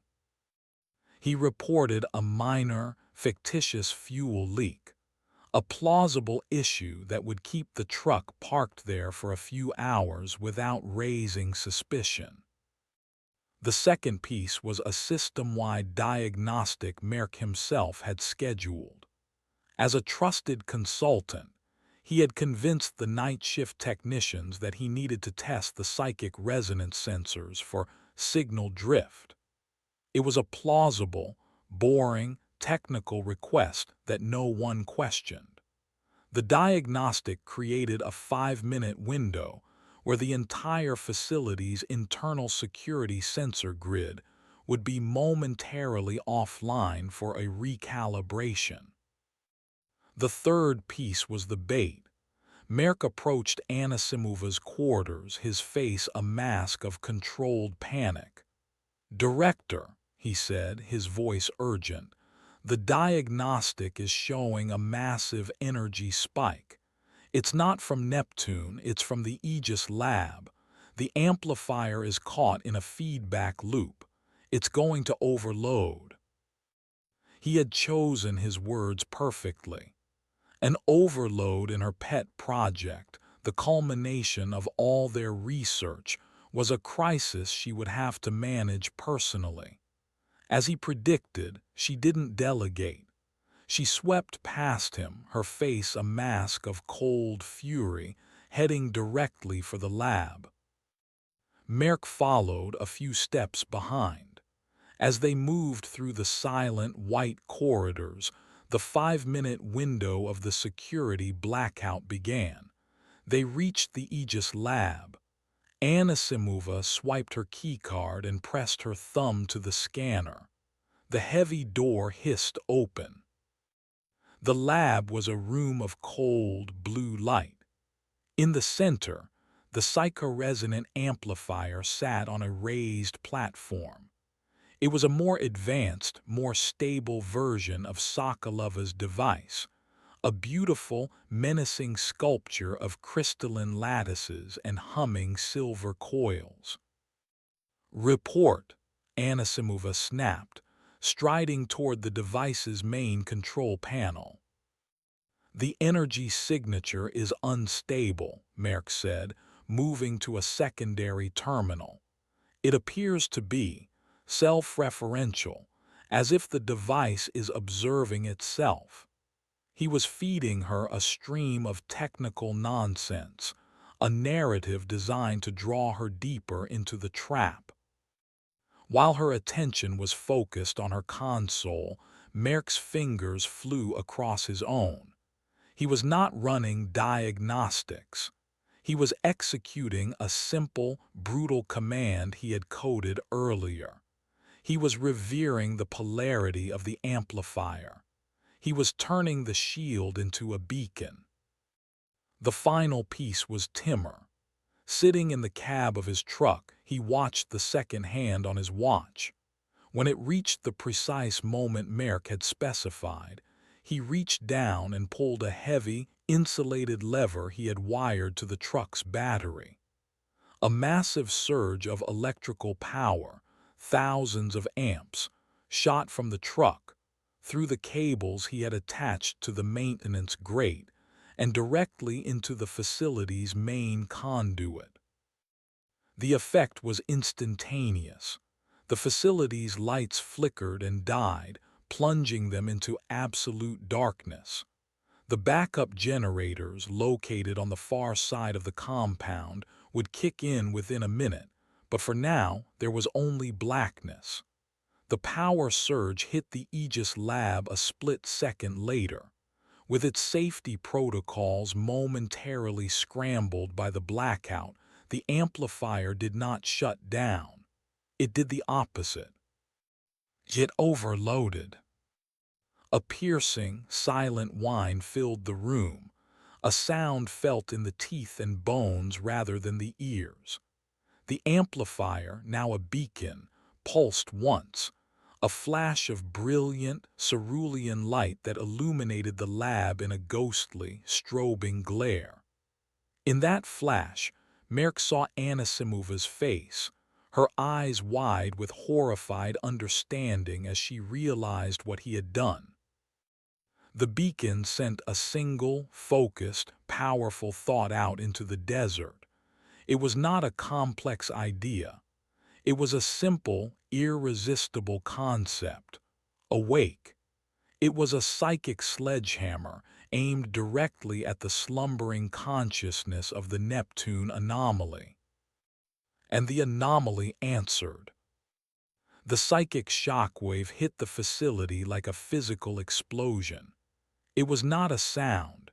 It was a pressure, a wave of pure, undiluted consciousness that slammed into every mind within the compound. The thick concrete walls, the shielded labs, the years of protocol, they were all meaningless. For the board guards and tired technicians, the effect was catastrophic. Their simple, routine thoughts were suddenly flooded with 1 billion years of alien geological memory. They saw the world form. They felt the pressure of the primordial sea. They experienced the slow, agonizing death of the arrow from the perspective of the water itself. Their minds, unprepared for such a torrent of existential data, shattered. Screams began to echo through the dark corridors. But for Anasimova, it was worse. The beacon was keyed to her. The anomaly, drawn by the irresistible signal of her powerful, complex mind, focused its full, awakening hunger directly on her. She was not just flooded with its thoughts, she was consumed by them. She let out a single, guttural scream. The emergency lights in the lab flickered on, casting a dim, red glow. Merk saw her, clawing at her own face, her eyes wide with a terror that went beyond human comprehension. The ghosts of the graveyard, the phantom fishermen, the water-bearer, the drowned children, all the horrors he had faced were now playing out behind her eyes at 1 million times the speed of thought. "You see, Director," Merk said, his voice calm in the growing chaos. He was already backing away toward the lab's emergency exit. "It's not a machine, it's a hunger, and you are the feast of reason." The anomaly, gorging on the mind of its chief jailer, began to remake its prison.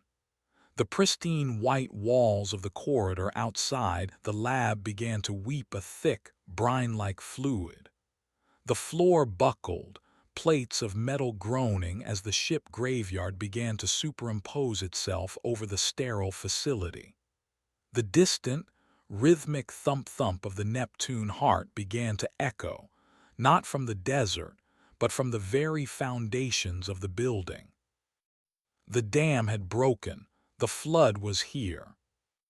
Merk smashed the emergency release on the exit, the door sliding open. He slipped out into a corridor that was no longer a corridor, but a shifting, nightmarish hybrid of a concrete bunker and the rusted, decaying deck of a ship. The air was thick with the smell of salt and ozone. He had to find Zainab. He had to find Timur. He had to get out. The facility was falling, and he had just given its monster the mind of its queen. He could not begin to imagine what new, intelligent horrors it would now be able to create. Chapter 19. The Salt-Stained Dawn. The Meridian facility was dying. It was a body suffering a fatal seizure, its architecture spasming as two realities bled into one another. The emergency lights cast a hellish red glow on corridors where concrete walls sweated salt water and rusted pipes burst through polished floors like tumors. The air was filled with a cacophony of automated warning sirens, human screams, and the deep, pervasive heartbeat of the awakened anomaly. Merck ran through the nightmare, his every sense assaulted. He was no longer a scientist or a prisoner. He was a scavenger, a rat in a collapsing maze of his own design. He ignored the flickering illusions that coalesced in the corners of his vision. A spectral Soviet soldier marching through a wall, a swarm of ghostly fish swimming through the air. He had learned the anomaly's language, and now he could recognize its cruder, panicked grammar. This was chaos, not a focused attack. It was a god-beast, drunk and delirious on Anisimov's consciousness, lashing out in all directions. He navigated the shifting hallways from memory, his destination burned into his mind, the medical wing. He had to get to Zainab. He rounded a corner and came face to face with a facility guard, his eyes wide and vacant, firing his rifle blindly at a wall that shimmered and swam with the image of a deep-sea trench. Merck slipped past him, the bullets whining harmlessly down the corridor. The living were now just as dangerous as the phantoms.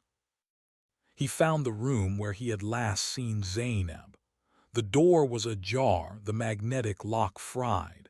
He pushed it open and stepped inside. The room was untouched by the chaos, still clean, white, and brightly lit. Zainab sat in her chair just as he had left her, her expression still blank, her eyes still empty. The cataclysm raging outside had not penetrated the prison of her mind. In a strange, tragic way, her catatonia had become a shield. "Zainab," he said, his voice gentle. He knelt in front of her. "Zainab, we have to go." She did not respond. Her gaze was fixed on a point somewhere beyond him, beyond the wall, beyond the world. He knew he couldn't leave her. He had started this not just for his own freedom, but for hers. He looked around the room, his mind racing. How do you reboot a human mind? He thought of the satellite images that had broken her, the cold, cosmic truth that had shattered her narrative. He could not unshow her that truth, but perhaps he could give her a new one. He took her hands. They were cold. "Zainab," he said, his voice firm, speaking not to the empty shell but to whatever remained of the woman inside. "The stories your grandfather told you, they were true, not the words but the meaning. There is a spirit in the salt, it is a hunger, and it was trapped. But its jailers, the ones who drained the sea, the ones who built this place. They are broken, the spirit is free, but it is also wild, lost. It needs a guide." He was weaving a new story, a new myth, forging a bridge between her folklore and the horrifying reality. It does not need a scientist or a soldier. It needs a sea wife. It needs someone who understands the tides of grief and memory, someone to teach it what it is. He squeezed her hands. "Your story is not over, Zainab. A new one is beginning, and you are the one who must write it." A flicker, a tiny, almost imperceptible tremor in her eyelids. Her gaze shifted, her focus moving from the infinite distance to a point just a few inches in front of his face. A tear traced a path down her cheek. The shield was cracking. The building groaned, a deep structural agony that shook the very foundations. There was no more time. Merk made a decision. He scooped her up in his arms. She was lighter than he ever could have imagined, a fragile thing of bone and spirit. He carried her out of the room, back into the raging heart of his creation. He headed for the courtyard, for the truck, for Timur. The journey was a descent through hell. A corridor collapsed behind them, the ceiling giving way to reveal not steel and concrete, but a roiling, starless night sky. He saw Anisimova, or what was left of her. She stood in the middle of a junction, her body a shimmering, unstable pillar of blue light, her face a mask of ecstatic agony.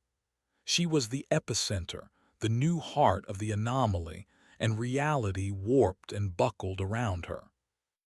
She did not see him. She was busy becoming a universe. Merk averted his eyes and ran, shielding Zainab's face with his body. He burst through the main doors and into the courtyard. The chaos here was even greater. The high fence had been torn apart as if by a giant hand. The ground was a shifting mass of salt, sand, and asphalt. And in the center of it all stood Timur's water tanker, its engine rumbling, a solid, defiant island of reality in the storm. Timur was in the driver's seat, his old, weathered face grim, his shotgun resting on his lap. He had been waiting. Merk ran to the passenger door, wrenching it open. "Go, go now," he yelled over the din. He carefully placed Zainab on the bench seat, then climbed in after her, slamming the door shut. Timur didn't need to be told twice. He threw the big truck into gear, and the tanker lurched forward, its massive tires finding purchase in the dissolving ground. They drove through the ruined gate, leaving the dying Meridian facility behind. Merk looked back one last time. The concrete buildings were now almost entirely consumed, replaced by a great crystalline structure that pulsed with a soft blue light, the Zarya reborn and magnified 1,000 times. The anomaly was no longer a prisoner. It had a new, more powerful host and a permanent anchor in the world. He had not destroyed the monster. He had simply changed its cage. Timur drove with a grim purpose, following the impossible road away from the chaos. As they put distance between themselves and the facility, the world began to stabilize. The psychic pressure receded. The road ahead was just a road. Merk looked at Zainab. She was no longer staring into space. She was looking at him. Her eyes were clear, focused, and filled with an ancient, sorrowful wisdom. The new myth had taken root. She was no longer a victim. She was a witness, a survivor with a purpose. "And you, Professor," she asked, her voice quiet but whole, "what will you be now?" Merk looked at his own hands. They were the hands of a scientist, a prisoner, a saboteur, a monster maker. He thought of the world beyond the desert, a world of governments and agencies that would hunt him for what he knew, a world that would never, could never, understand the truth of what lay at the bottom of the Aral Sea. He had stepped off the map. He could never go back. He looked at Timur, this old, cynical man who had chosen in the final moment to help. He looked at Zainab, a woman who had lost her world but found a new one in the ruins. He was no longer a man of answers. He was a man of choices. "I am a cartographer," Merk said, a slow, weary smile touching his lips for the first time. He looked out the window at the vast, empty, unknown horizon. "And there are new maps to be made." The water tanker rumbled on, a tiny, self-contained world of survivors, driving down a road that didn't exist, away from a god they had unleashed, toward a dawn that was not an end, but a new and terrifying beginning. The end.